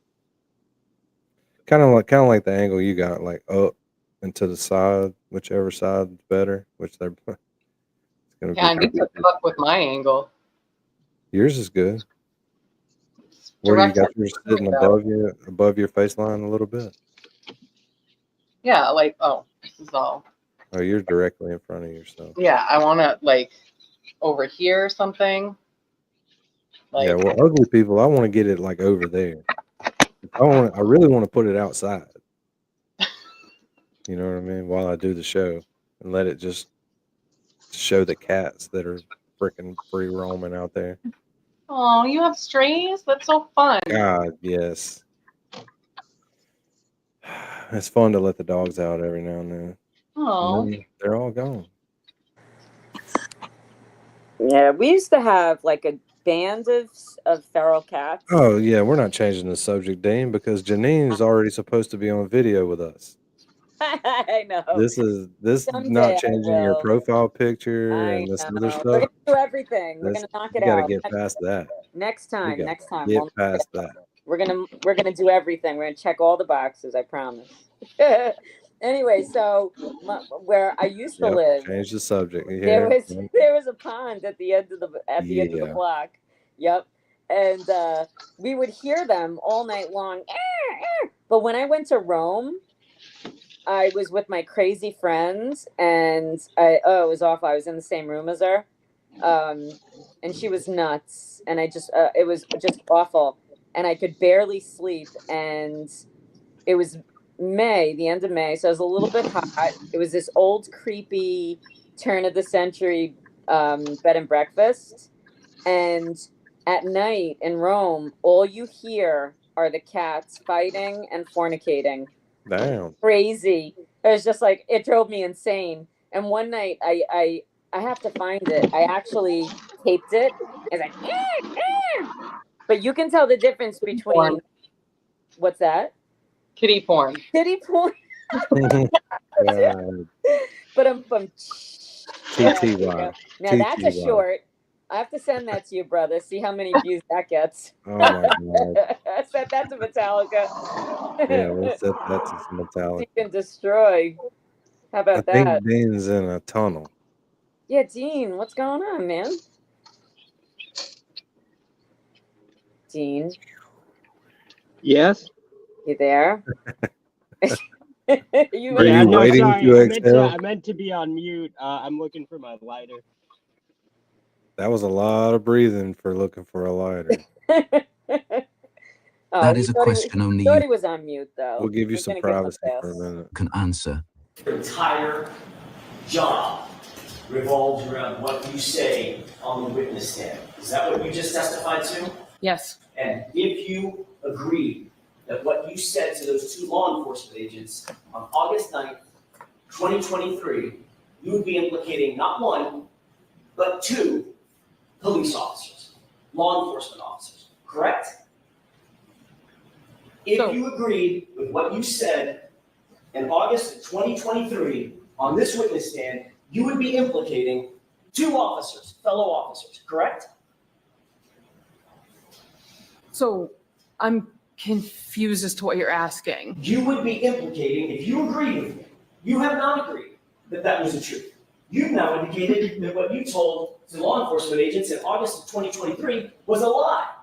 No. If you agreed with that statement here on the witness stand, you would be implicating two officers as having been in the Sally Port, weirdly, for a wildly long time with the SUV, implicating not one, but two fellow officers, correct? That's what you would be doing. It's not possible I saw If you that. agreed with me, would you be implicating the reputations of two officers? You think that's what they told her? Is not possible that you saw that? And they just kept telling her that until she started repeating it. No, they're like, so what you're going to say when they ask you this is that we went over the schedule and you weren't there. Yep. That's what they said. We know you actually saw it, but you have to tell them that you didn't and that it was a false memory. You hear that? False memory. Remember that statement. Right. And then she goes, God didn't go in the house. right. She goes into the whole, but because, you know, her entire thought process, which is actually pretty complex, I have to say, I have to give that to her, how she kind of, you know, strings the whole thing together. To most people would either, in my opinion, be so exhausted by it, annoyed by it, that they, you know, you'd kind of just let it go, like, who cares? But when you're testifying at a murder trial in front of Alan Jackson, to actually believe that he's going to let you get away with that is just, I mean, that's like a crazy kind of delusion to think. I mean, I don't know. I would never even attempt something like that. I'd be like, all right, guy, you got me. I'm sorry. I'm not going to outrun you. Yeah. Yeah, but she's arrogant. And she thought she could pull it off. She didn't. Cool. Let's keep it. If I was to lie, then yes. And your entire job revolves around what you say on that witness stand. That's what you said, correct? That's what you just said, Officer Dever, correct? I still don't really understand the question. You just said, all I'm asking you is what you just said. I wrote it down. You just Is she not a damn investigator? What is her job title? What does she actually do? I think they just have her doing whatever the bitch work is that day. Right. I think she was just a rookie, right? Isn't the I mean, is she that MJ, dumb?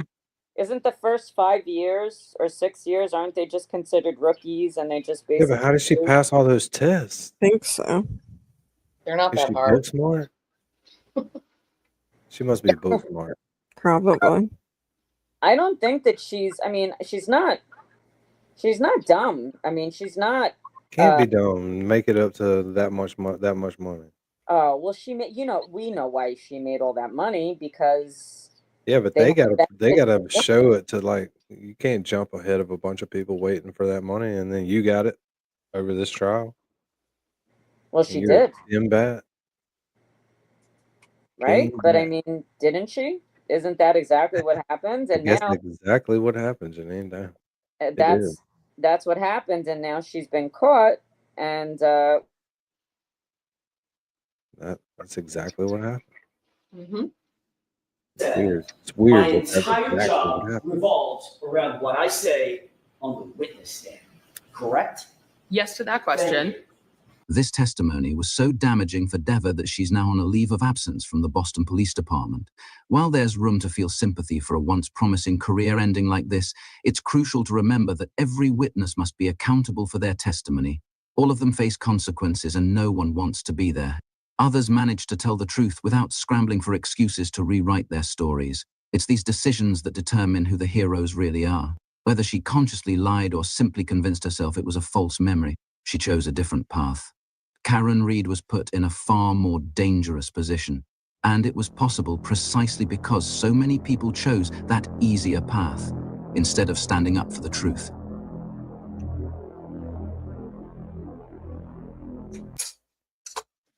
Hell yeah. Let's see if Microdot's got something new. Anything else new? Another amazing video by Microdots. Yeah, he's got that video he did about the interview. That was a good one. That was 3 weeks ago. We can watch that. Yeah, for sure. The criminal I don't justice. think Microdots cares. I don't really think it matters. It's on here. Yeah. As long as you don't. As long as you don't. You have to be attempting to improve it with commentary for fair use and a bunch of other things. I've been reading up on it. So we don't has get let caught us with our down pants at every down. turn. And yesterday was the final letdown. And that's why we're here. The Alberts and McCabe's are here because the criminal justice system has let them down, despite being among the most well-connected law enforcement families in Massachusetts. In reality, they've benefited from extraordinary protection, including the district attorney himself violating his own code of ethics to personally vouch for their credibility while insinuating Reid murdered John O'Keefe in an attempt to taint the jury pool, all while enjoying the privileged status of witness for the past 3 years, a designation that's granted them a direct line to Michael Morrissey, access to the county's legal resources as if they were their own, and the ability to direct the local police force like a personal security detail. Canton Police Officer Nick's recorded line. Hi, Officer Nick. This is Attorney Ken Mello. I believe I just spoke with your sergeant there. How can I help you? Hi, Sergeant Ken Mello again. No problem. Do me a favor. Take a look at Chapter 268, Section 13A. So it looked up. So what do you want? What are you thinking of doing? I'm looking at that statute and saying they're across the street. They're certainly near Albert's place. All right. He's a witness, and they're certainly there for purposes of influencing or whatever else the statute states. Yeah. They're not there for any other reason. All right. So it's punishable by no more than a year in prison and a fine of no more than $5,000. So correct. There's nobody left to stand up for us. Think real long and hard before you're a witness in a case, because no one protects you. Anyone who knows anything about this case knows that they've been protected with the full power of state government. With Chris, There ain't no doubt about that. And who protected Chloe, not you. Protected.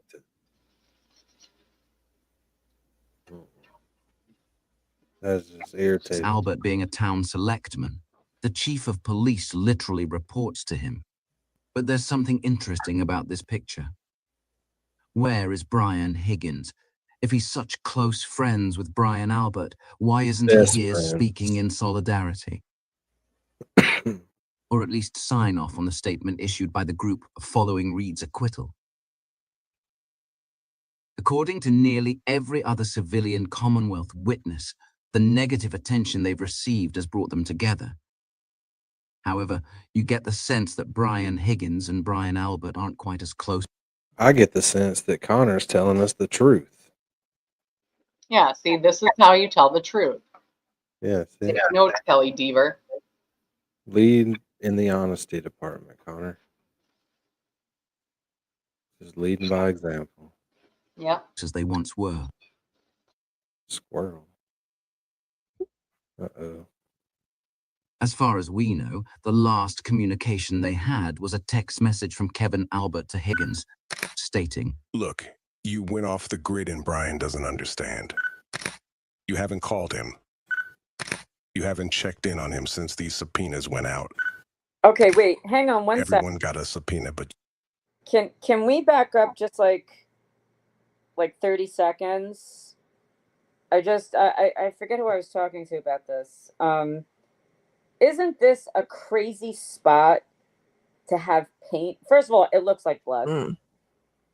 To have paint spilled when you're looking at this garage, isn't it like if you go over to like a like a workbench or a typical place where you would be spilling paint? It's such a random spot. I mean, does anybody feel like that? Like, isn't that right where the garage door is, Tombstones, you know that's not his voice. the mechanism is for, right? And then Ed Wallace, did anybody hear Ed Wallace? That's Duty Round and Ed Wallace. I love him. He's just like a master of crime scene investigations. He teaches it all over the world, and he's been so critical since the beginning. And what he was saying when he saw that, when they released the pictures, he said there's a crack in the cement, and he said, can't somebody get into that crack because there may be some DNA to extract from there. Tombstones didn't know that was an AI generated voice. Oh my God, Toombs, I love you. Well, who would know, right? Like, I mean, when you're watching him, you're like, oh, wait a minute. And then you hear him. It's like, that doesn't sound like. I remember like a year ago when we couldn't decide if it was his voice or not because nobody had seen him yet. Remember? Mm-hmm. He was kind of behind the scenes for all Turtle Boy stuff. They make AI voices sound so hot, and Then we're the like, banquet was like the first time we saw him. Yeah. Right. Yeah, because he was friends with John in real life. Yeah. Right. Heard Very that. good Yeah. friends. so why would he be British? Right. And Boston, Hey, you never know. right? Boston Mike was friends with him as well. Yeah, more. I don't know if they were friends. Like, I mean, they were friends, obviously, but They knew each other. they played like a lot of basketball and stuff together. Okay. Gotcha. Thanks. I think, if I remember correctly, I think his dad coached Mike in basketball. Okay. Yeah, that rings a bell. Kelly Dever arrested Boston Mike. What? What? Yes, I remember hearing that. I forget where I heard it, but Was that when when Mike called the cops on the people speeding through his neighborhood? So wait, Mike called the cops and then he ended up getting arrested for that? Yeah. Tombstones already had a Why? That's crazy picture of microdots in their head. and tweet. out. A Brit in tweed with like a David Hasselhoff with an accent. Woodford. This is With just what is Mark Bettero drink? Woodford. The in the library. Yeah, right. Yeah, Aw, yeah. sorry, Tombstone. I mean, he is Here we cute. go. Tombstone, sorry about that, but Microdots is cute for sure. As far as we know, the last communication they had was a text message from Kevin Albert to Higgins, stating, Look, Okay, you here we went go. off the grid and Brian doesn't understand. You haven't There. called him. Okay, Are these real text messages? I think so. But like, look at the yeah, I think so, MJ. But look at That's wild. look at that. Yeah, Isn't and it's that just there. a weird definitely place? paint. Yeah, but it's like in a very specific spot. Yeah, like why? It looks like stain. Right. It's such a weird place for what seems like at least a small container of paint to have just been like splashed. Just dumped out. Dumped It out. didn't That's fall off a crazy. shelf or anything, is what you're There's saying. nothing else there. Yep. And that's what Ed was saying. He said, look at the crack. That crack, he said, if you could get into that crack, because it wouldn't be able to like the paint may not be able to camouflage the DNA Yeah, evidence exactly. if it's blood. Yep. Yeah, I mean, even if they're like, yeah, that's definitely paint, it's worth looking into. Yeah.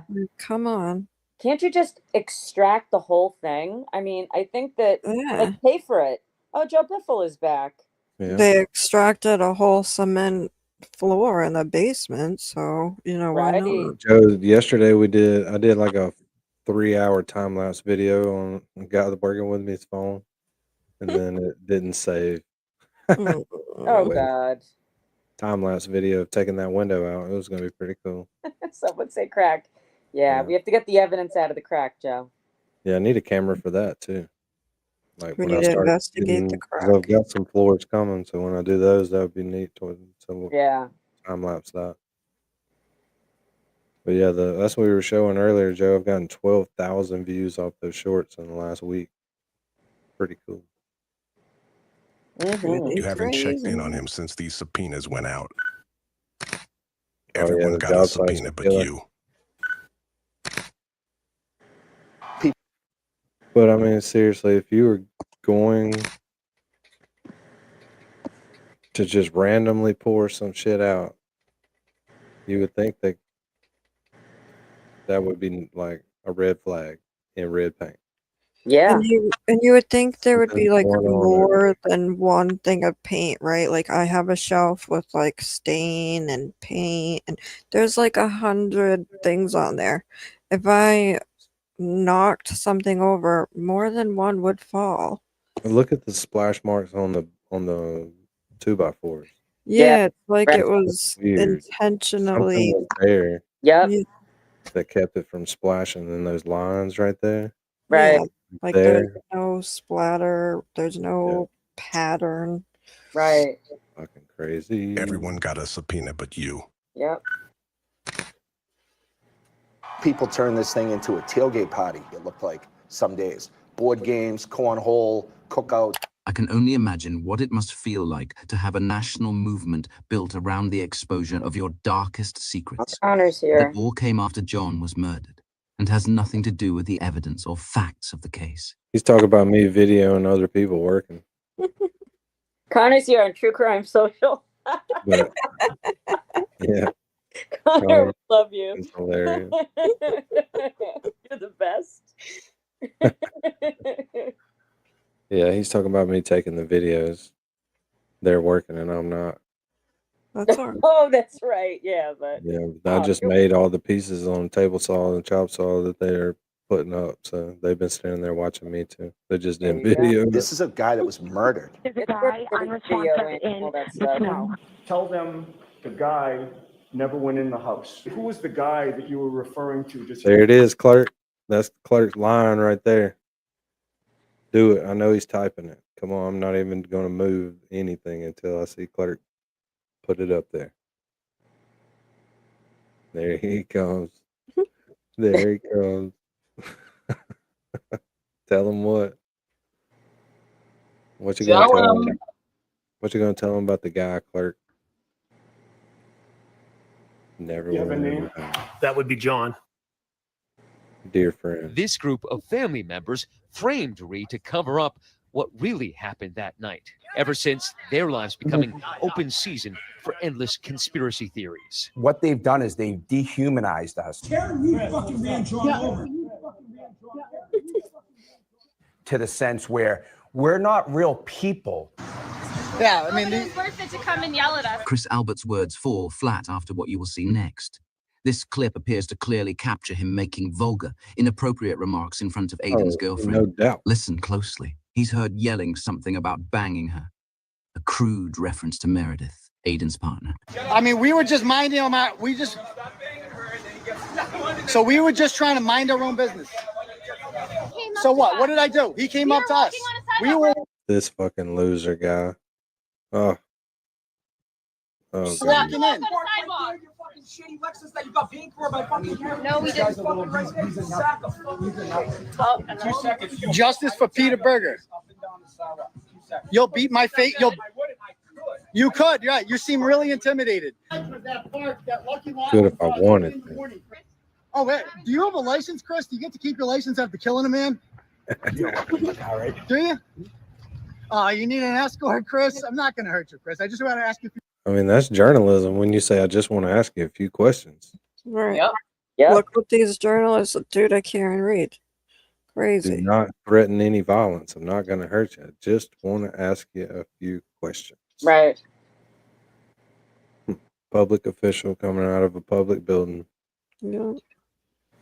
Question. Oh, boy. Oh, look who it is. Look who's here. Oh, it's my favorite. Here she is. I'm so sick of shit. Oh, she's so I'm sick of your shit. We're almost like caricatures.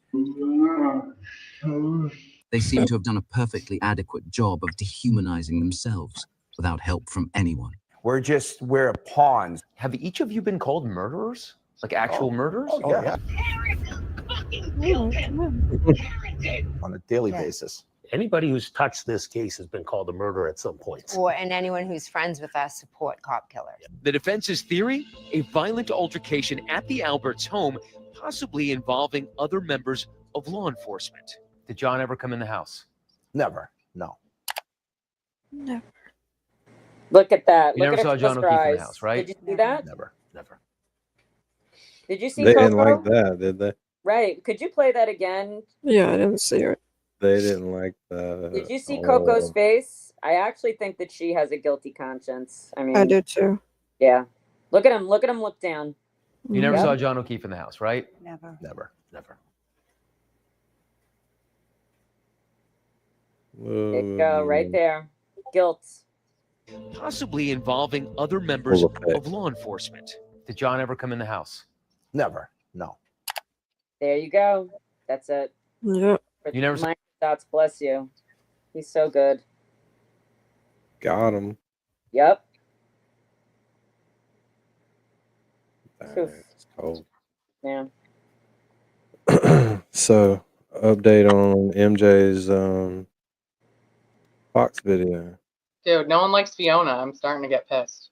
No, that's what I said. Sometimes when you post them too Mary. close together, it doesn't work. So I've already figured that out. So I'll just delete it in the morning and redo it at like 9 a.m. That's right. You Prince know, Love, I'll that get was the 1,000 meal of views food. easy. She'll get It's 1,000 okay. easy. It's okay, Fiona. Mama thinks you're beautiful. But MJ's Foxes are at 411. Wow. Really cool. The Foxes are Fabula. kicking I'll get a lot of hate on that one because they put chicken out for them. People be like, don't feed them. Oh, good Whatever. night, Prince Lover. Love you. I didn't do it. Prince Lover was killing me before. Oh, Good Prince night. Lover. Oh, she's leaving. She's Yeah. going to bed. And good night. She hung in for a long time. Yeah. I mean, it is 10 o'clock. It's all, oh, well, it's Yeah, you 11. better get to 11. bed. She's in Texas too. That's I know, true. that's why I That stopped. means it's 10 o'clock there too. You want to know what Matt McCabe reminds me of? Like that guy that you see him coming and you're like, oh shit, he's going to talk to me forever. Run away. Like, where do I hide? And you're on the phone or some shit. Oh, No, I that's talk to cool. the people usually. I That's feel too cold, guilty maybe. leaving. I know. You do feel guilty, so you have to sit there and talk to him. You can't be like, oh, I don't care. Stop talking. Shut up. Yeah. Mary B's going back into cold mode. Remember the other night? Oh, we had to end the stream because Mary B was getting so out of hand. Uh-oh. Can't remember what it was she was saying. She's spitting them facts. She would never. She probably remembers. I was I don't giving her a hard time the whole stream, and she deserved every second of it. Never. Well, I'm His not going to family remember has, by until it all becomes a long-term appearances, memory. misled state officials, lied to FBI investigators, and committed perjury in 2 separate trials. That context is important to keep in mind before assigning too much weight or credibility to what they told Matt Gutman on national television. At this point, they quite literally have nothing to lose. Anything they might say that could potentially get them in trouble has already been said under oath in open court. These are people in your own community who believe the conspiracy theories, who believe that there were other law enforcement officials and agents involved in this. Why is it people in your own community who believe these conspiracy theories?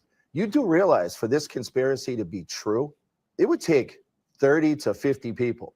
You'd have to have No, it wouldn't. multiple cops on 2 different police departments, multiple civilians, the medical examiner, firemen, EMTs, you name it. That's how preposterous and silly this is. And great question. I don't understand how people bought this. A straw man argument is when someone misrepresents another person's position to make it easier to attack. And this is a textbook example. The conspiracy only requires that 7 family members and 3 close friends all agree to say John never came into the house. Add in the crucial ingredient, 1 former lead investigator willing to help. Hold on, to the beach? I thought you said you lived in Michigan. Oh my goodness. Be careful. Be careful. That's a long walk to Night. the beach from Michigan, isn't it? They have lake beaches. Is it a beach if it's freshwater? It's probably a pretend beach. Or is Just it a leave her alone. sandbar?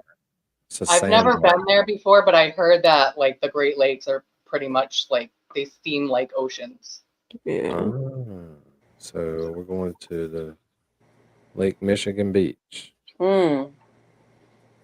Be We need some careful. pictures. Yeah, we need some pictures in the Discord of this beach. Yes, please. I'm You sure want it's to see a beach? Sassy's in Chicago. We need some pictures of crime. she may for the crime. It Let's hope shouldn't for be the that best. hard for you to get us some crime photos. This is True Crime Network. Yeah, that's some true crime. Give us some true crime. It is true. It's happening on video. So it's definitely true. Pew, pew, pew. About a fellow cop and close family friend. Now you have everything you need to pin it on the girl and move on. After that, everyone who backs you up is doing it out of self-preservation or fear. But a statement of mine was a false memory. It was not a lie. But let's remember, the conspiracy didn't work. Primarily because Karen fought back and brought in witnesses who these people never dreamed would be called on. You can't state to any conclusion of accuracy what actually occurred if you don't have the evidence. Sergeant Barrows, is this the condition of the right rear taillight when you showed up at the Reed household at around 3:15 in the afternoon on January 29th, 2022? Absolutely not. Brian Albert says he and Nicole only found out about John's Absolutely death not. when Jen McCabe, who is Nicole's sister, barged into their bedroom.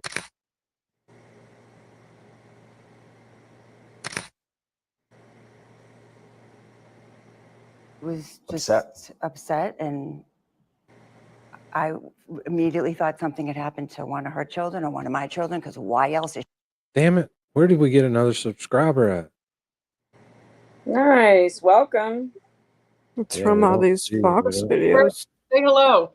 Right.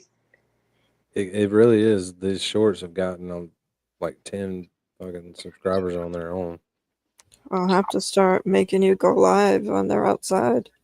Wow, that's beautiful. Did you see what Sassy just posted? Yeah, Nope. that is pretty. What is it? Beautiful. Oh my God. I'm moving. It's a lake beach. That is beautiful.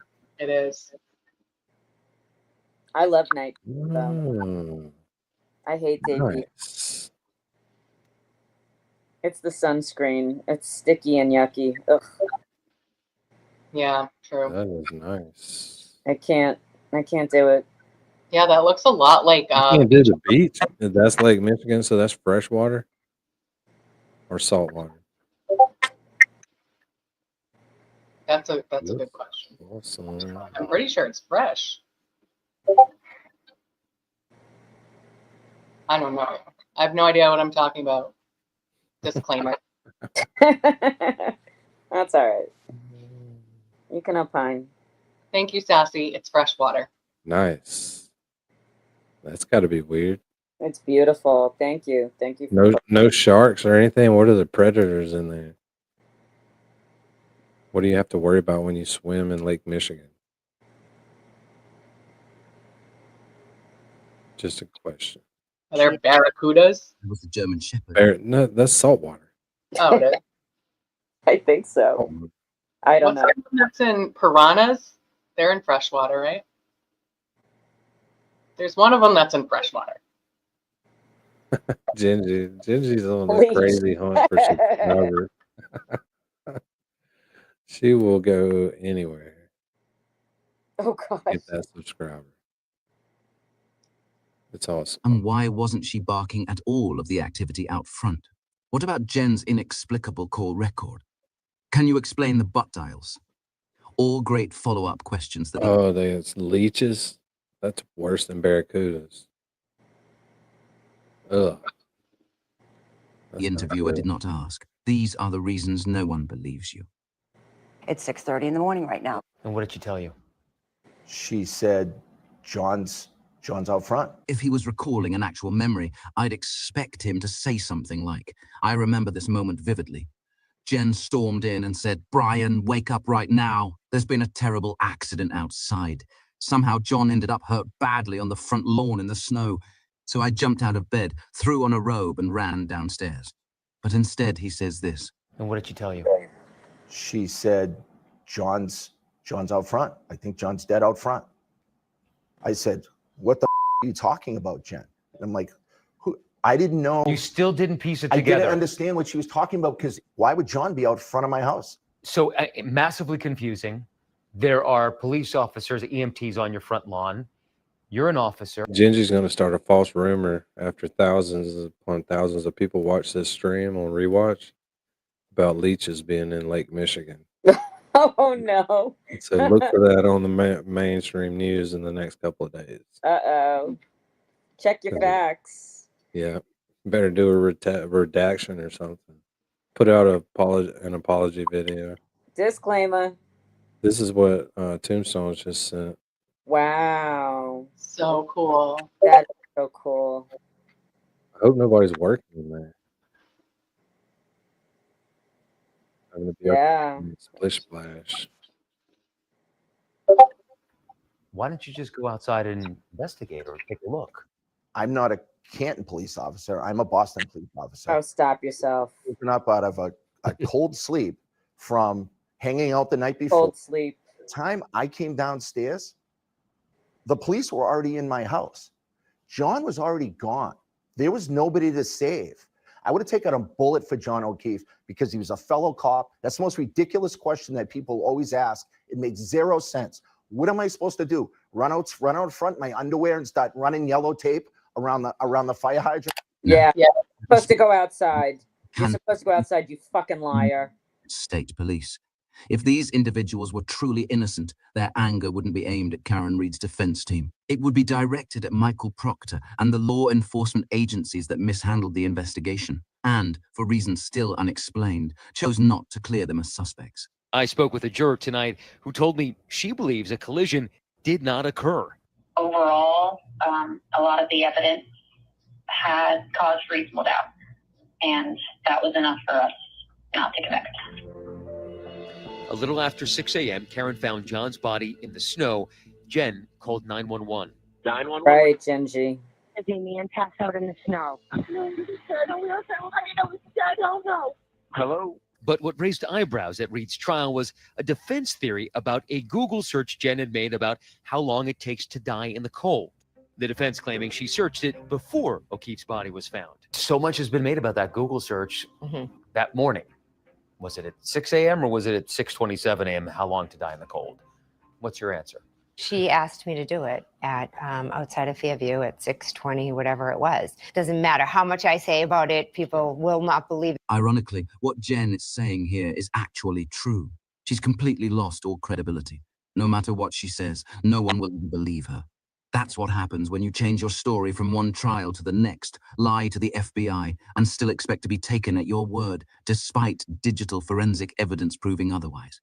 The group also hoping to clear up rumors regarding the Albert's dog, Chloe, who had been rehomed after the incident.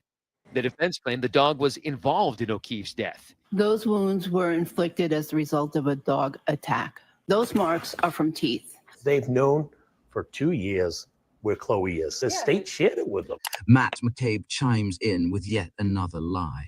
The defense didn't receive new information about the dog's whereabouts until just months before trial. The Commonwealth never disclosed her location, the identity of her new owners, or provided any concrete proof that the dog in question was actually Chloe. By that point, the Commonwealth was desperate and could not be trusted.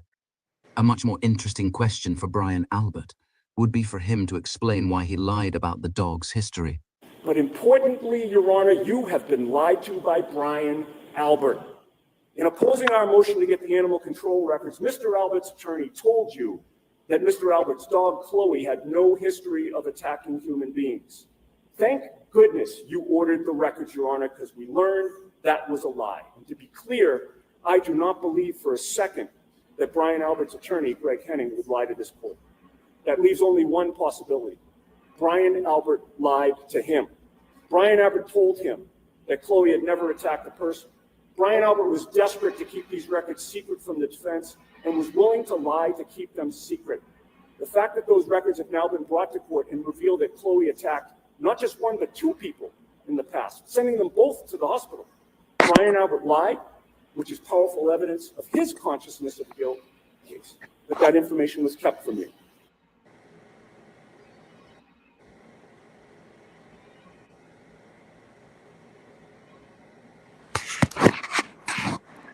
Good stuff.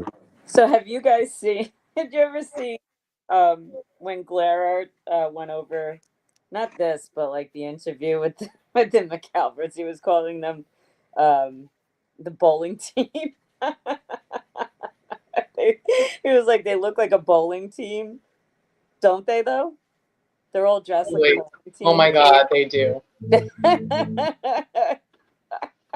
I haven't watched this one either. Have y'all? We did it. That's funny. It's very short. Which one is? Oh, okay. We did it.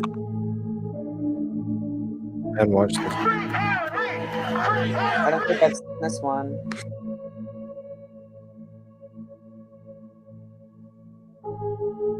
There he is, right there.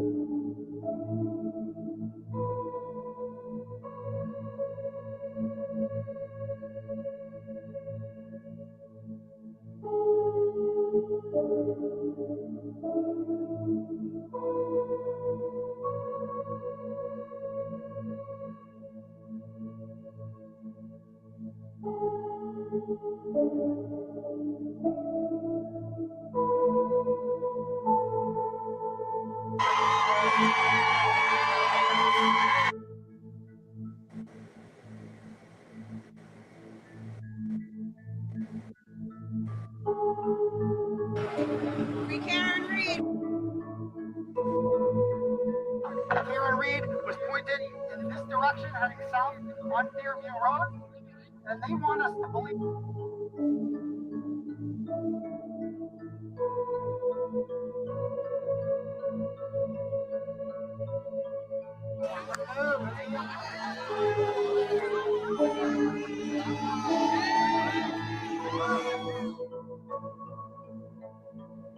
They were perfectly content when the Norfolk DA's office, the Massachusetts State Police, and the Albert family controlled the narrative, each vouching for the others, reinforcing their shared version of events. Then something miraculous happened. With only her close friends and family by her side, she had the bravery to stand up to the machine, climbing back from hell, out from the grave they had dug for her. And with the help of a fearless journalist, inspired the multitudes to stand with her.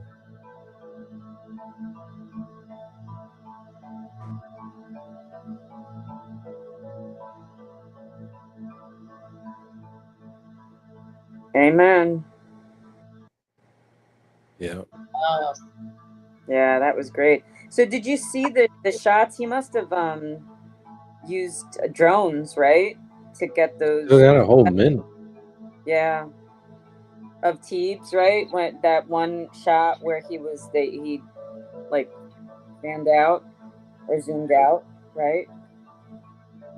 When it was Probably just, drone, yeah. and then he expanded it into these different bands of people. That was so cool.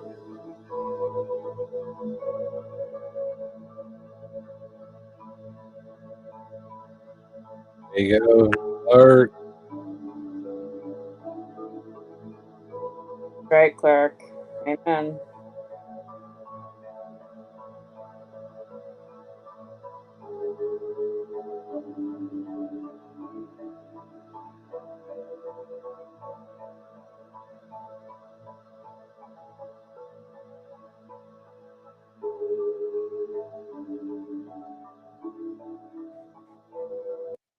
Yeah, I don't think I've watched a bunch of his latest ones. Just because we've been taking a Karen Reed break, I guess. Yeah. Well, I mean, so there's a lot of stuff going on, but I don't know. I think it's healthy to, I mean, healthy, like to do other things, right?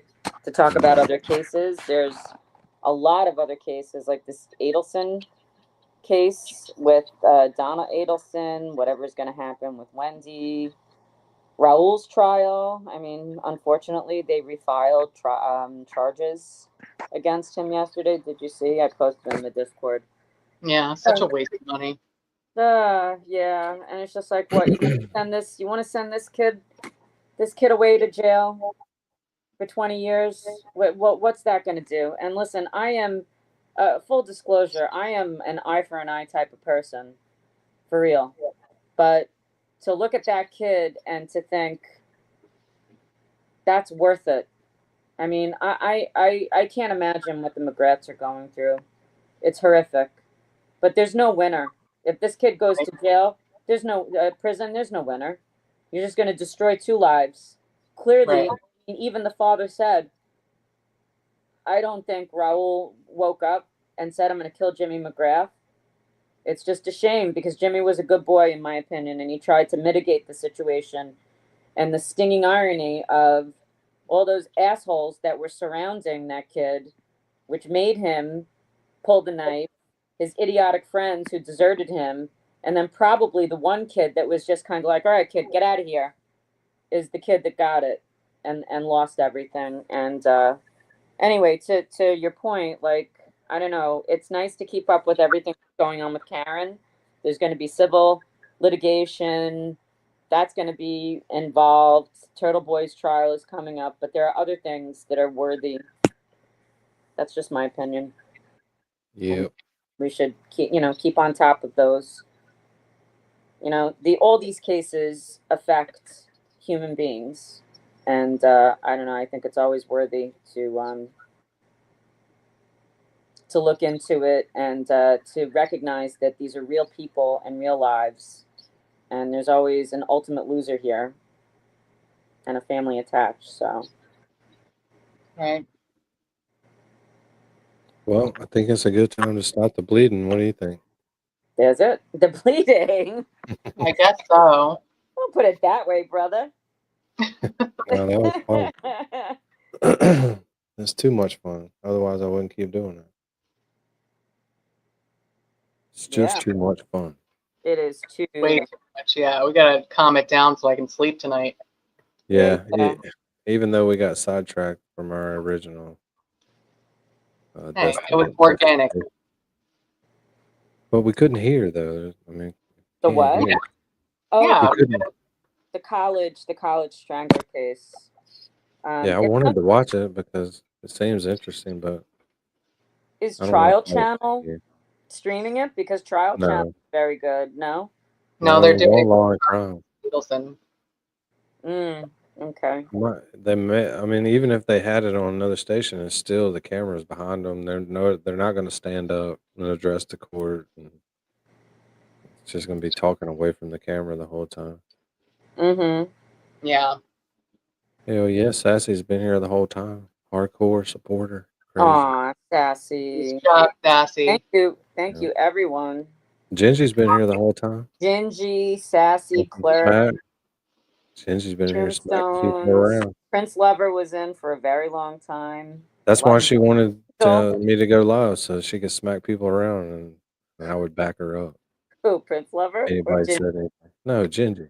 Gingy. She's been getting on people. Still here, always MVP. Yeah. She's been getting on people's ass. It's hilarious. Yeah, Angel Bear's still #1 with the crown, though. Miss Laline tonight. Angel's watching them XP points. Oh, is she #1? I don't see them. Yeah, Sassy's #2 and Clerk is #3. Yeah, I don't see them either. You got to be in YouTube to see them. I am in YouTube. On your phone or Yeah. on a laptop? On my phone. I don't think it works on a phone. I'm not sure. Oh, okay. That makes sense. But if you're on an iPad, I think you can see it. Good to know. I see it on my iPad, but I don't see it in StreamYard. I wouldn't even know it existed if I didn't have the iPad running. Good thing you have the Batcave set up. Yep. Oh, yeah. That's how I can sit here and watch where everybody goes. Exactly. Because I can just go wherever I want to on the iPad because it's not hooked into StreamYard or anything. It's a lot easier to chat on that than it is than it is reaching up to the damn keyboard. Yeah, right. Yep. Sassy done moved up to number 2. Yeah, I couldn't see any of that either. I'm always on my devices. Clerk gave Gingy number 3 so she didn't beat his ass.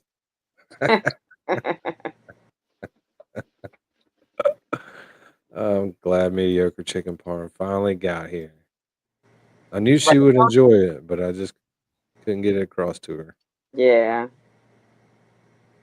I think we even talked about that on one of the streams. Like, Yeah. No, we did. I remember that. That was like how can we very get her in beginning. here without blowing our cover? Yeah, I know. Without making everyone hate us. Get mad at us. Yeah. Tomb's OB anniversary video. Yeah, that was good. You know what? You want to watch it before we get off here? Yeah, sure. It's on YouTube. Let me find it real quick and we'll watch it. Talk amongst yourselves. Okie dokie. So MJ and Mary B, what's going on? What's up? What's up? You guys have to work in the morning? Anybody have to? No, Tuesdays off. Nice. Oh wait, Today's Tuesday. Oh, tomorrow. Tomorrow's Wednesday, right? Yeah, tomorrow I do have to work. Yeah. Yeah, I have to check. I have an afternoon session so far, but the thing is, that's what's so annoying about, my jobs, that I could be booked overnight. So one job, I only cleared my space in like the afternoon after 12, if before, but the first job is anytime from like 9 to 5. So I think I have a 3:30. I have an 80 tomorrow. A 2. Which video was it, Ginger? You just watched the short 4-minute one? Or did you watch the whole anniversary hour-long video?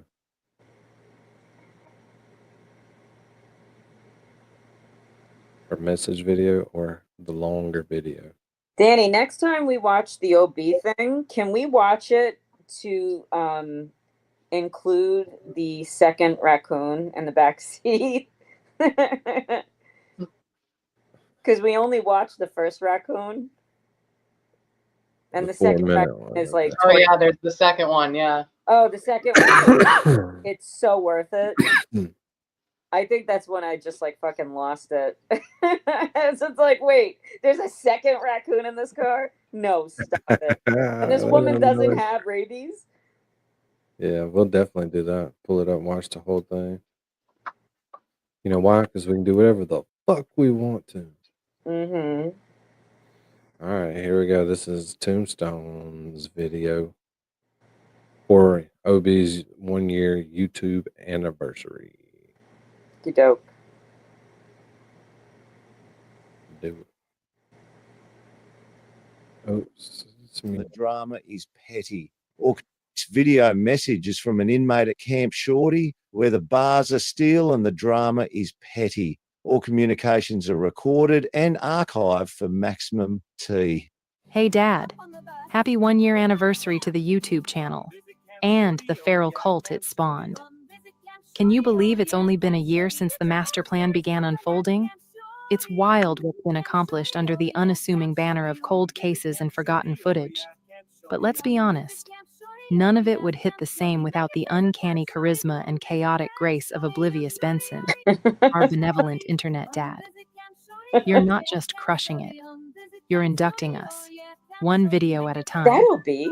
Our live chats have evolved spectacularly, from pure bedlam into something resembling a late-night seance conducted by Satan in a Waffle House bathroom, complete with chants of Hail Hugin and urgent cries to Free Billy Tibbets.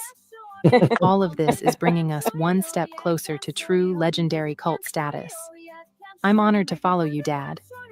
What others mistake for harmless YouTube chaos is, in truth, a fully operational cult movement. The prophecy is unfolding, and the subscribers are awakening. Soon, the world will kneel. Or at the very least, hit subscribe. Even now, while on sabbatical at Camp Shorty, I've found plenty of time to spread the good word of the channel during our daily activities.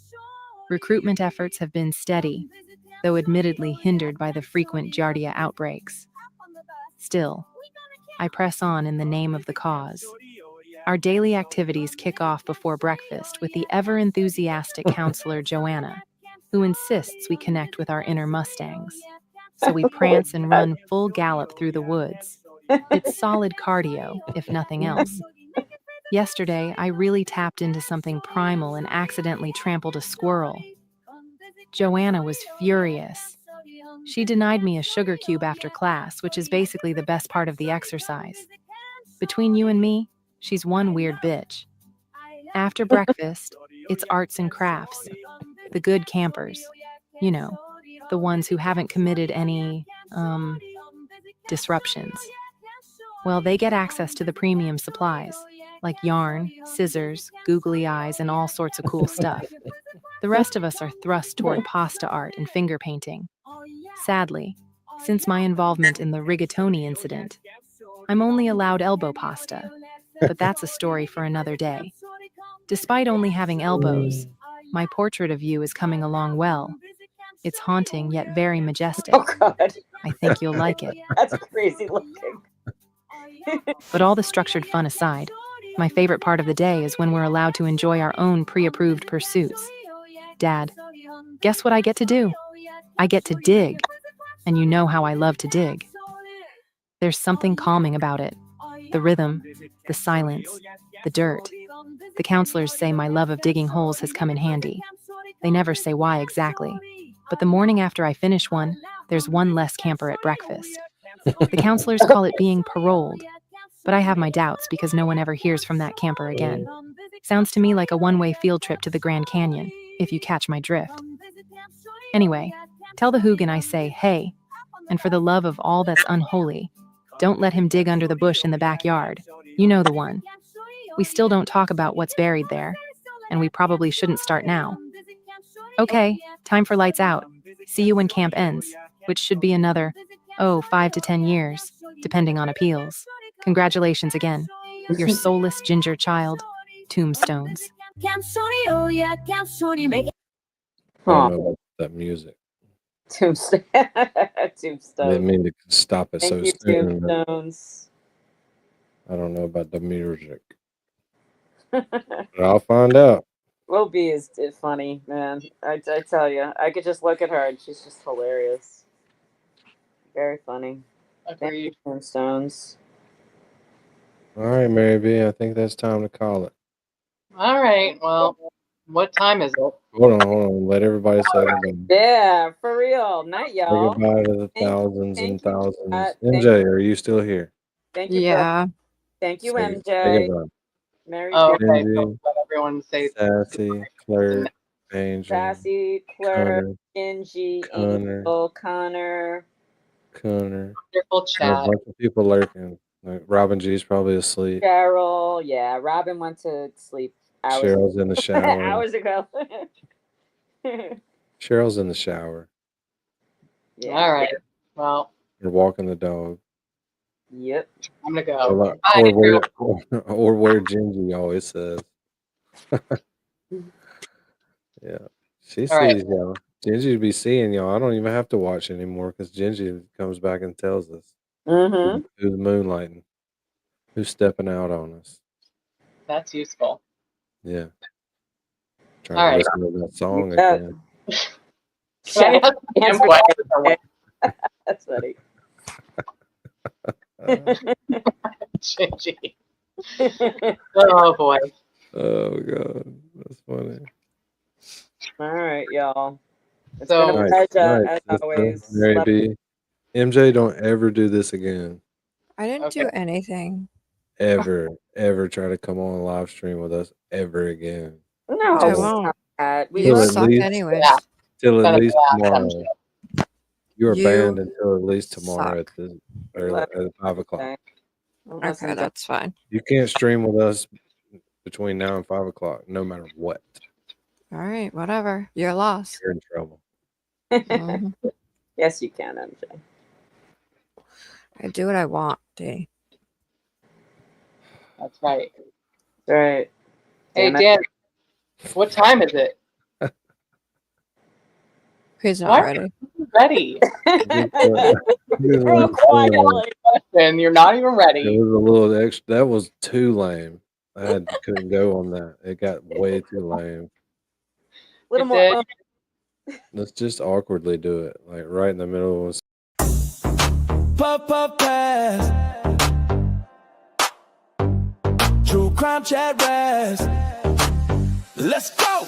Puff, puff, pass. True crime chat rats. All across the world, we coming through like that. Taking all the facts, put them in a trap. Cause we coming through like that. When you see the scene, I'm a rat. I be rolling with my rat pack. With my rats chatting about the crimes, the players, and the evidence. Where it all went bad. Taking all the facts, and we bring them to the chat rats. True crime social, where we be every night, doing everything we do for the truth. With my rats chatting about the crimes, the players, and the evidence. Like it all went bad. Taking all the facts, and we bring them to the chat rats.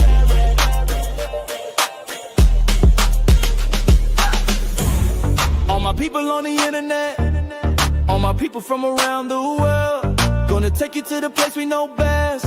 Cause we're coming through like that. Puff, puff, pass, true crime chat rats. All across the world, we coming through like that. Taking all the facts, put them in a trap. Cause we coming through like that. When you see the scene, I'm a rat. I be rolling with my rat pack. With my rats chatting about the crimes, the players, and the evidence. Where it all went bad. Taking all the facts, and we bring them to the chat rats. Puff, puff, pass, true crime chat rats. All across the world,